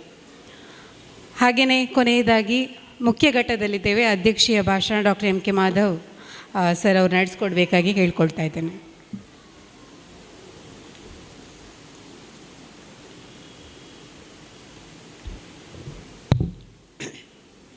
ಎಲ್ಲ ಹಿರಿಯರೇ, ಯಕ್ಷ ಸಾಧಕರೇ ಮತ್ತು ಪ್ರೀತಿಯ ಬಂಧುಗಳೇ, ಬೆಳಗ್ಗಿನಿಂದ ಈ ತನಕ ಯಕ್ಷ ಸುಮತಿಯರೆಲ್ಲ ಸೇರಿ ಅವರ ಸಾಮರ್ಥ್ಯವನ್ನು ಸಾಬೀತುಪಡಿಸಿ ಸಮಾರೋಪದಲ್ಲಿ ವೇದಿಕೆಯಲ್ಲಿ ಪುರುಷರನ್ನೇ ಕೂರಿಸಿ ಔದಾರ್ಯವನ್ನು ಮೆರೆದಿದ್ದಾರೆ. ಮತ್ತು ಅವರ ಒಂದು ಹೃದಯ ವೈಶಾಲ್ಯವನ್ನು ಕೂಡ ಎಲ್ಲ ಮಾತಾಡಿದಂಥ ಅತಿಥಿ ವರೆಣ್ಯರು ವ್ಯಕ್ತಪಡಿಸಿದ್ದಾರೆ. ಖಂಡಿತ ಗೊತ್ತಿದೆ, ಯಕ್ಷಗಾನ ಶುರುವಾಗಬೇಕಾಗಿದೆ. ಇದು ಭಾಷಣ ಮಾಡುವ ಸಂದರ್ಭ ಅಲ್ಲ. ಯಾಕಂತೇಳಿದರೆ ಭಾಷಣ ಮಾಡಲಿಕ್ಕೆ ಹೊರಟ್ರೆ ನಮ್ಮ ಪರಿಚಯ ಇಲ್ಲಿರುವ ದೊಡ್ಡ ಕಲಾವಿದರಿಗೆ ಇರಲಿಕ್ಕಿಲ್ಲ. ಆದರೆ ನಮಗೆ ಇಲ್ಲಿರುವ ಪ್ರತಿಯೊಬ್ಬರ ಪರಿಚಯ ಇದೆ. ಅನೇಕ ವರ್ಷದಿಂದ ಎಸ್ ವಿ ಉದಯಕುಮಾರರನ್ನು ಉದಯವಾಣಿಯಲ್ಲಿ ಓದ್ತಾ ಬಂದಿದ್ದೇವೆ. ಕುಡುವರ ಬೊಂಡದಂಗಡಿಯಿಂದ ಬೊಂಡ ತೆಕ್ಕೊಂಡು ಹನುಮಾನ ದೇವಸ್ಥಾನಕ್ಕೆ ಹೈಸ್ಕೂಲ್ನಲ್ಲಿ ಓದುವಾಗಲೇ ಹಾಕಿದವರು ನಾವು. ಅನಂತರ ಯಕ್ಷರಂಗದಲ್ಲಿ ಅವರು ಹೇಗೆ ಮೆರಗಿದ್ದಾರೆ ಅಂತ ನೋಡಿದ್ದೇವೆ. ಶ್ರೀಪತಿ ಭಟ್ರ ಬಗ್ಗೆ ಯಾರಿಗೂ ಹೇಳಬೇಕಾಗಿಲ್ಲ. ಅಂತಹ ಒಬ್ಬ ಶ್ರೇಷ್ಠ ವ್ಯಕ್ತಿ ಯಕ್ಷ ಕಣ್ಮಣಿ ಪಟ್ಲರಿದ್ದಾರೆ. ಯಮ್ನ ಚಂಬಲ್ತಿಮಾರರಿಗೆ ನನ್ನ ಪರಿಚಯ ಇರಲಿಕ್ಕಿಲ್ಲ. ಆದರೆ ನಾನು 20 ವರ್ಷದ ಹಿಂದೆ ಅವರು ಕನ್ನಡ ಜನ ಅಂತರಂಗ ಅಂತ ಒಂದು ಪತ್ರಿಕೆ ಇತ್ತು. ಆ ಪತ್ರಿಕೆಯಲ್ಲಿ ವರದಿಗಾರರಾಗಿದ್ದಾಗ ನಾವು ಗಡೈಕಲ್ಲಿಗೆ ಟ್ರಕ್ಕಿಂಗ್ ಹೋಗಿದ್ದೆವು ದೇವುಹನೇಹಳ್ಳಿಯವರೊಟ್ಟಿಗೆ. ಅನಂತರ ಅನೇಕ ಬಾರಿ ನಾವು ಮಾತಾಡಿದ್ದೇವೆ. ಇಲ್ಲಿರುವ ಎಲ್ಲರ ಬಗ್ಗೆ ಮಾತಾಡಲಿಕ್ಕೆ ನಮಗೆ ತುಂಬ ಹೆಮ್ಮೆ ಇದೆ. ಯಾಕೆಂದರೆ ಬೆಳಗ್ಗಿನಿಂದ ಕಣ್ಣು ಕಿವಿಯಾಗಿ ನಾವು ಇಲ್ಲಿಯ ಕಾರ್ಯಕ್ರಮವನ್ನು ಆಸ್ವಾದಿಸಿದವರು, ಆನಂದಿಸಿದವರು. ಇಲ್ಲಿ ಮಾತಾಡಿದಂತಹ ಮಹಿಳಾ ಮಣಿಯರು, ಸಹೋದರಿಯರು, ಸುಮಂಗಲ ರತ್ನಾಕರ್ ಮೇಡಮ್ ಇರ್ಬೋದು, ಪೂರ್ಣಿಮಾ ಯತೀಶ್ ರೈ ಅವರು ಇರ್ಬೋದು, ಆರತಿ ಪಟ್ರಮ್ ಇರ್ಬೋದು, ಯಾರ ಹೆಸರು ಹೇಳಲಿಕ್ಕೆ ಹೋಗೋದಿಲ್ಲ. ಅವರೆಲ್ಲ ಯಕ್ಷಗಾನದ ಬಗ್ಗೆ ಭಾಷಣ ಮಾಡಲಿಲ್ಲ. ಅವರು ಯಕ್ಷಗಾನವನ್ನು ಹೇಗೆ ಬದುಕಿದ್ದಾರೆ ಅನ್ನುವುದನ್ನು ತಮ್ಮ ಅನುಭವ ಜನ್ಯವಾದಂತಹ ಮಾತುಗಳಿಂದ ಸಾಬೀತುಪಡಿಸಿದ್ದಾರೆ. ಅದರ ಬಗ್ಗೆ ಹೇಳಲಿಕ್ಕೆ ತುಂಬ ಮನಸ್ಸಿದ್ರೂ ಕೂಡ ಇದು ಸಂದರ್ಭ ಅಲ್ಲ. ಆದರೆ ಒಂದು ಮಾತಿದೆ, ಯಾವುದಕ್ಕೂ ಕೂಡ ನಾವು ತುಳುವಿನಲ್ಲಿ ಹೇಳ್ತೇವೆ ವೈಕಲ ಭಾಗ್ಯ ಬೋಡು ಅಂತ. ನಾವೆಲ್ಲ ಭಾಗ್ಯವಂತರು. ಯಾಕೆಂತ ಹೇಳಿದರೆ ಸ್ವಲ್ಪ ಸಮಯದ ಹಿಂದೆ ಸಾಯಿ ಸುಮಾ ನಾವ್ಡ ಮತ್ತು ಶ್ರೀಮತಿ ಶುಭಾಶಯ ಆದಿರಾಜ್ ಅವರು ಬಂದು ನಮ್ಮಲ್ಲಿ ಒಂದು ಕಾರ್ಯಕ್ರಮ ಮಾಡಬೇಕು ಅಂತ ಹೇಳುವಾಗ ನಾವು ಈ ಕಾರ್ಯಕ್ರಮವನ್ನು ಯಾರು ಬಿಡ್ತಿದ್ರೆ ಎಷ್ಟು ದೊಡ್ಡ ನಷ್ಟ ನಮಗಾಗ್ತಿತ್ತು ಅನ್ನೋದು ನನಗೆ ಈಗ ಅನಿಸ್ತಾ ಇದೆ. ಇಬ್ಬರು ಕೂಡ ನಮ್ಮ ವಿದ್ಯಾರ್ಥಿನಿಯರು. ಶುಭಾಶಯ ಆದಿರಾಜ್ ಅವರು ತುಳು ಎಮ್ಮೆಯನ್ನು ಮಾಡ್ತಾ ಇದ್ದಾರೆ. ಸಾಯಿ ಸುಮಾ ಅವರು 2015ರಲ್ಲಿ ಯೂನಿವರ್ಸಿಟಿಯಲ್ಲಿ ನಮಗೆ ಅಧ್ಯಾಪಕರಾಗಿದ್ದಾಗ ವಿದ್ಯಾರ್ಥಿಗಳು. ಹಾಗಾಗಿ ಈ ಇಬ್ಬರು ಸಾಧಕರ ಬಗ್ಗೆ ಎಷ್ಟು ಕೊಂಡಾಡಿದರೂ ಕಡಿಮೆನೇ. ನಾನು ಬೆಳಿಗ್ಗೆನೇ ಹೇಳಿದೆ ಪ್ರಸ್ತಾವನೆಯ ಮಾತುಗಳಲ್ಲಿ ಅವರ ಬಗ್ಗೆ ತುಂಬ ಮೆಚ್ಚುಗೆಯ ಮಾತುಗಳನ್ನು ಎಲ್ಲರೂ ಆಡಿದ್ದೀರಿ. ಅದನ್ನು ನಾನು ಮತ್ತೊಮ್ಮೆ ಅಧ್ಯಕ್ಷ ನೆಲೆಯಲ್ಲಿ ಎಂಡೋರ್ಸ್ ಮಾಡ್ತೇನೆ. ನೋಡಿ, ಇದಕ್ಕೆ ಸಹ ಭಾಗ್ಯ ಬೋರ್ಡ್ ಅಂತ ಇವತ್ತು ನಮ್ಮ ಪ್ರಾಂಶುಪಾಲರು ರಜೆ ಹಾಕಿದ್ರಿಂದ ನನಗೆ ಪ್ರಭಾರವನ್ನು ಕೊಟ್ಟಿದ್ದಾರೆ. ಹಾಗಾಗಿ ಅದು ಕೂಡ ನಮಗೆ ಒಂದು ನಿಮ್ಮ ಮುಂದೆ ಮಾತಾಡುವಂತಹ ಸಂದರ್ಭವನ್ನು ತಂದುಕೊಟ್ಟಿದೆ. ಹಾಗಾಗಿ ಮಾತಾಡಲಿಕ್ಕೆ ಅನೇಕ ಇದ್ದರೂ ಕೂಡ ಇಡೀ ದಿವಸದ ಕಾರ್ಯಕ್ರಮದ ಯೋಚನೆ ಚಿಂತನೆ, ಅದರ ಹಿಂದೆ 3 ತಿಂಗಳ ಪರಿಶ್ರಮ. ಸಾಯಿಸುಮಾ ಅವರಿಗೆ 1 ವರ್ಷ 1 ತಿಂಗಳ ಮಗು ಇತ್ತು. ಅದನ್ನು ಅವರು ಆಗಾಗ ಸಮಾಧಾನ ಪಡಿಸ್ಕೊಂಡು ಈ ಕಾರ್ಯಕ್ರಮದ ಬಗ್ಗೆ ಕಾನ್ಸಂಟ್ರೇಷನ್ ಎಷ್ಟು ಕೊಟ್ಟಿದ್ದಾರೆ ಅನ್ನೋದನ್ನು ನಾವು ನೋಡಿದ್ದೇವೆ. ಬಹುಶಃ ಯಕ್ಷಗಾನದ ಬಗ್ಗೆ ಇರುವಂಥ ಪ್ರೀತಿ ಅವರನ್ನು ಹಾಗೆ ಮಾಡಿದೆ. ಶುಭಾಶಯ ಆದಿರಾಜರವರು 13 ಪ್ರಸಂಗಗಳನ್ನು ಬರೆದಂಥವರು. ಇವತ್ತು ನಮಗೆ ಒಂದು ತುಳು ಎಮ್ಮೆಯಲ್ಲಿ ನಾನು ಕೋಆರ್ಡಿನೇಟರ್ ಆಗಿರೋದು ನನ್ನ ಭಾಗ್ಯ ಅಂತ ಹೇಳ್ತೇನೆ. ಇಲ್ಲಿ ನಮ್ಮ ಕಣವ ತೀರ್ಥರಿದ್ದಾರೆ. 69 ವರ್ಷದಲ್ಲಿ ಅವರು ಎಮ್ಮೆಗೆ ಸೇರಿದರು, ರಿಟೈರ್ಡ್ ಪ್ರಿನ್ಸಿಪಾಲ್ರು. 73 ವರ್ಷವರೆಗೂ ನಮ್ಮ ವಿಭಾಗದಲ್ಲಿದ್ದರು. ಇಂಥ ಎಲ್ಲ ಅನೇಕ ಕಲಾವಿದರ ಒಂದು ಕೂಡುವಿಕೆಯಿಂದ ಇವತ್ತಿನ ಕಾರ್ಯಕ್ರಮ ಸಾರ್ಥಕ ಆಗಿದೆ ಅಂತ ಹೇಳ್ತಾ ಇದಕ್ಕೆ ಸಹಕರಿಸಿದ ಎಲ್ಲ ಮಹನೀಯರನ್ನು, ಭಾಗವಹಿಸಿದಂಥ ವಿದ್ವಾಂಸರನ್ನು, ನೆರವು ನೀಡಿದಂತಹ ದಾನಿಗಳನ್ನು, ಅನ್ಯಾನ್ಯ ರೀತಿಯಲ್ಲಿ ದುಡಿದಂಥವರನ್ನು, ಸ್ವಯಂ ಸೇವಕರಾಗಿ ದುಡಿದಂಥವರನ್ನು, ನಮ್ಮ ವಿಭಾಗದ ಅಧ್ಯಾಪಕರನ್ನು, ಕಾಲೇಜಿನ ಎಲ್ಲ ಸಹೋದ್ಯೋಗಿ ಮಿತ್ರರನ್ನು ವಂದಿಸುತ್ತಾ ನನ್ನ ಅಧ್ಯಕ್ಷೀಯ ಮಾತುಗಳನ್ನು ಮುಗಿಸ್ತಾ ಇದ್ದೇನೆ. ಎಲ್ರಿಗೂ ನಮಸ್ಕಾರ. ಧನ್ಯವಾದಗಳು. ಪಟ್ಲ ಸತೀಶ್ ಶೆಟ್ಟಿ ಅವರು ನಿರ್ಗಮಿಸ್ತಾ ಇದ್ದಾರೆ. ಆದರೆ ಅದಕ್ಕಿಂತ ಮುಂಚೆ ಧನ್ಯವಾದ ಸಮರ್ಪಣೆ. ಇಲ್ಲಿಗೆ ಕಾರ್ಯಕ್ರಮ ಮುಗಿಯುತ್ತೆ. ಬಹುಮಾನ ವಿತರಣೆ ಕೂಡ ಇದೆ. ಶೀಘ್ರದಲ್ಲಿ ಒಂದು 5 ನಿಮಿಷದಲ್ಲಿ ಮುಗಿಸುವಂತಹ ಒಂದು ಯೋಜನೆ ಇದೆ. ಸಾಯಿ ಸುಮಾ ಅವರು ನಡೆಸ್ಕೊಡ್ಬೇಕಾಗಿ ಕೇಳ್ಕೊಳ್ತಾ ಇದ್ದೆ. ಎಲ್ಲರಿಗೂ ನಮಸ್ಕಾರ. ಎಲ್ಲರ ಸಮಯಕ್ಕೆ ನಾವು ಬೆಲೆ ಕೊಡಬೇಕಾದ್ದು ಧರ್ಮ. ಅನಿವಾರ್ಯ ಕಾರಣಗಳಿಂದ ಕೆಲವೊಂದು ಕಾರ್ಯಕ್ರಮಗಳು ಸ್ವಲ್ಪ ತಡವಾಗಿ ಆರಂಭ ಆಯಿತು, ತಡವಾಗಿ ಮುಗಿಯುತ್ತಾ ಬಂತು. ಮೊದಲಿಗೆ ವೇದಿಕೆಯಲ್ಲಿರುವಂತಹ ಪಟ್ಲ ಸತೀಶ್ ಶೆಟ್ಟರು ಯಕ್ಷಗಾನ ಕಲಾವಿದರ ಪಾಲಿಗೆ ಬಹಳಷ್ಟು ಸಹಕಾರಿಗಳಾಗಿ ಅವರನ್ನು ಮಾರ್ಗದರ್ಶನ ಮಾಡ್ತಾ ಎಲ್ಲರನ್ನ ಪೋಷಿಸ್ತಾ ಬೆಳೆಸ್ತಾ ಬರ್ತಾ ಇರುವಂಥವರು. ಅವರಿಗೆ ಕಣ್ಮತೀರ್ಥ ಸರ್ ಅವರು ಬಂದು ಸ್ಮರಣಿಕೆಯ ಗೌರವವನ್ನು ನೀಡಬೇಕಾಗಿ ಕೇಳಿಕೊಳ್ತಾ ಇದ್ದೇನೆ.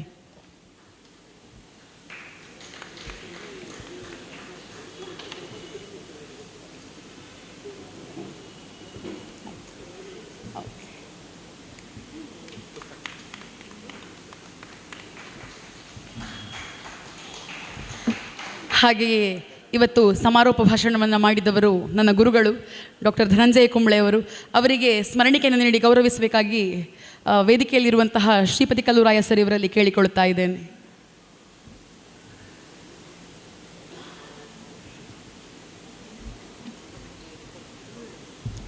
ಇವರಿಗೆ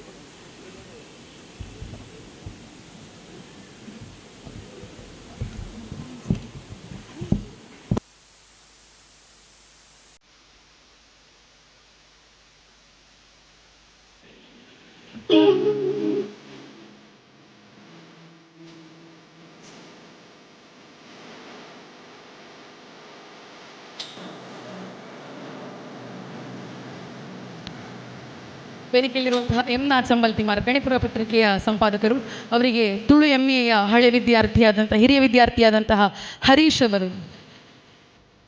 ಅವರು ಸ್ಮರಣಿಕೆಯನ್ನು ನೀಡಬೇಕಾಗಿ ಕೇಳಿಕೊಳ್ತಾ ಇದ್ದೀನಿ.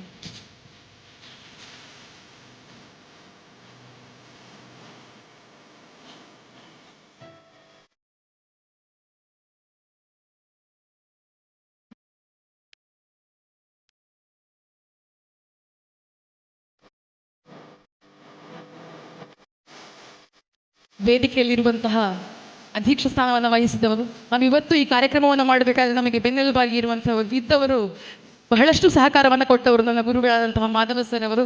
ಅವರಿಗೂ ವಿಶೇಷವಾಗಿ ಈ ಸಂದರ್ಭದಲ್ಲಿ ಧನ್ಯವಾದಗಳನ್ನು ತಿಳಿಸ್ತಾ ಇದ್ದೇನೆ. ವೇದಿಕೆಯಲ್ಲಿರುವಂತಹ Shantaram Kudba sir, professor SV Udayakumar Shetty sir ಹಾಗೂ ತಮ್ಮೆಲ್ಲರನ್ನ ಒಂದೇ ಮಾತಿನಲ್ಲಿ ಧನ್ಯವಾದಗಳನ್ನು ತಿಳಿಸ್ತಾ ಕಾರ್ಯಕ್ರಮಕ್ಕೆ ಪೂರ್ಣ ವಿರಾಮವನ್ನು ಇಡುವುದಕ್ಕೆ ಮೊದಲು ನಮ್ಮ ಮುಖ್ಯ ಅಂಗ ಒಂದಿದೆ, ಅದು ಬಹುಮಾನ ವಿತರಣೆ.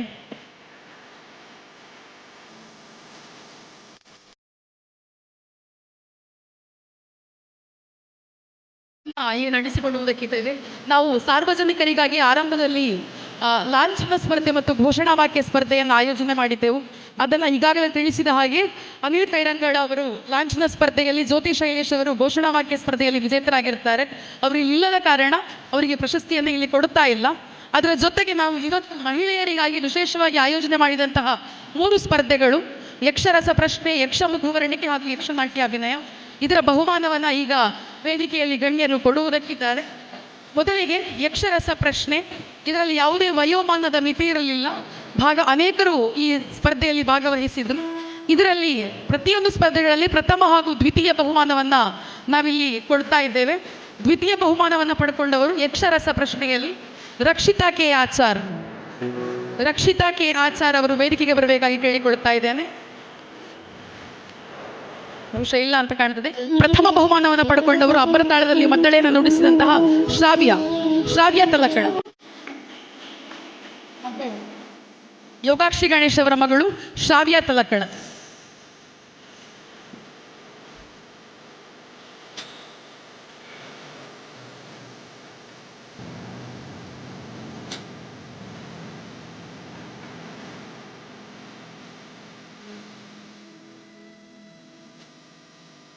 ಮುಂದಿನದ್ದು ಯಕ್ಷ ಮುಖವರ್ಣಿಕೆ.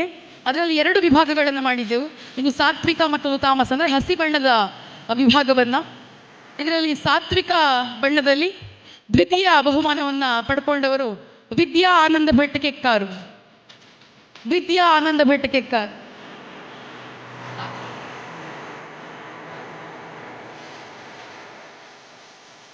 ಯಕ್ಷ ಮುಖವರ್ಣಿಕೆಯ ಸಾತ್ವಿಕ ಮುಖವರ್ಣಿಕೆಯಲ್ಲಿ ವಿದ್ಯಾ ಆನಂದ ಭಟ್ಟಕೆಕ್ಕಾರು ಅವರು ದ್ವಿತೀಯ ಬಹುಮಾನವನ್ನು ಪಡ್ಕೊಂಡಿದ್ದಾರೆ. ಆನಂದ ಭಟ್ಟಕೆಕ್ಕಾರು ಪ್ರಸಿದ್ಧ ವೇಷಧಾರಿಯವರ ಪತ್ನಿ.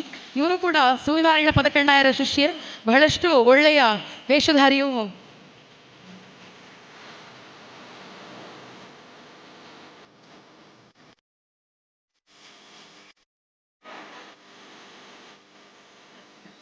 ಯಕ್ಷ ಮುಖವರ್ಣಿಕೆ ಸಾತ್ವಿಕ ವಿಭಾಗದಲ್ಲಿ ಪ್ರಥಮ ಬಹುಮಾನವನ್ನು ಪಡ್ಕೊಂಡವರು ಶಮಾಕೆ ತಲಕಳ. ಅಬ್ಬರತಾಳದಲ್ಲಿ ಚಂಡೆಯಲ್ಲಿ ಕಾಣಿಸಿಕೊಂಡವರು ಯೋಗಾಕ್ಷಿ ಗಣೇಶ್ ಅವರ ಮಗಳು ಶ್ರಾವ್ಯ ಅಂತ ಈಗ ಬಂದರು, ಅವರ ಸಹೋದರಿ ಶಮಾಕೆ ತಲಕಳ.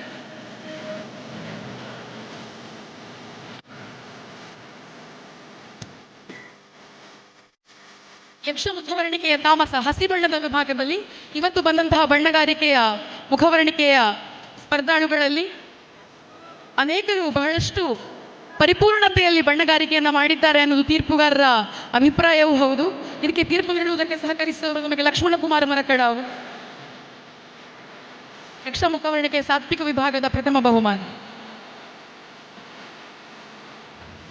ಹಸಿ ಬಣ್ಣದ ವಿಭಾಗದಲ್ಲಿ ಹನುಮಂತನ ಮುಖವರ್ಣಿಕೆಯನ್ನು ಮಾಡಿದಂತಹ ಪೂಜಾ ಯುವ ಆಚಾರ್ ದ್ವಿತೀಯ ಬಹುಮಾನ ಪೂಜಾ ಯುವ ಆಚಾರ್.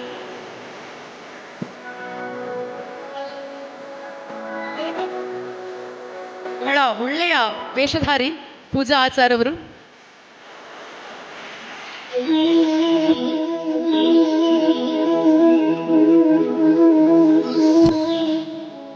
ಬಣ್ಣದ ವೇಷದ ಮುಖವರ್ಣಿಕೆ ಚಿಟ್ಟಿ ಬರೆಯುವುದರ ಮೂಲಕ ಪ್ರಥಮ ಬಹುಮಾನವನ್ನು ಪಡ್ಕೊಂಡವರು ಪ್ರಸಿದ್ಧ ಮಹಿಳಾ ಯಕ್ಷಗಾನ ಪಾತ್ರಧಾರಿ ಕಿತ್ತೂರು ರಾಣಿ ಚೆನ್ನಮ್ಮ ಪ್ರಶಸ್ತಿ ವಿಜೇತೆ ಪೂರ್ಣಿಮಾ ರೈ ಅವರ ಮಗಳು ಸಾಕ್ಷಾಬಾಯಿ ರೈ.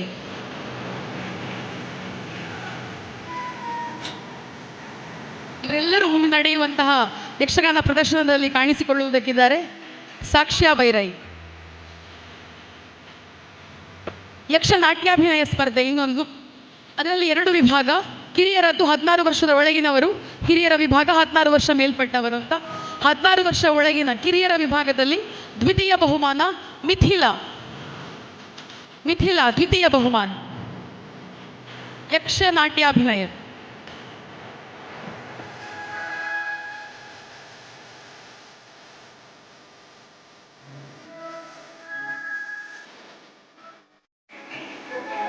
ಪ್ರಥಮ ಬಹುಮಾನ ಸೇಜಲ್ ಜೆ. ಸೇಜಲ್.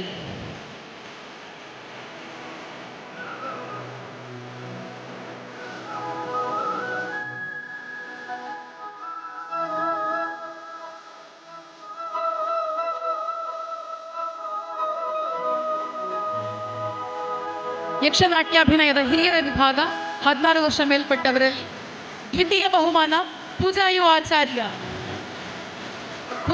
ಆಚಾರ್ಯ.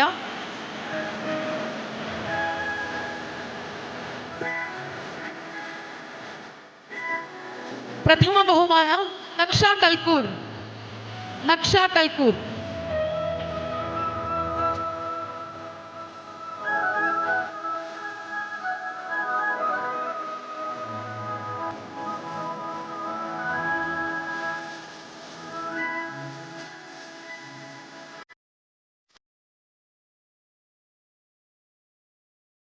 ಬಹುಮಾನವನ್ನು ಪಡ್ಕೊಂಡವರಿಗೂ ಬಹುಮಾನ ವಿತರಣೆ ಮಾಡಿದಂತಹ ಗಣ್ಯರಿಗೂ ಧನ್ಯವಾದಗಳು.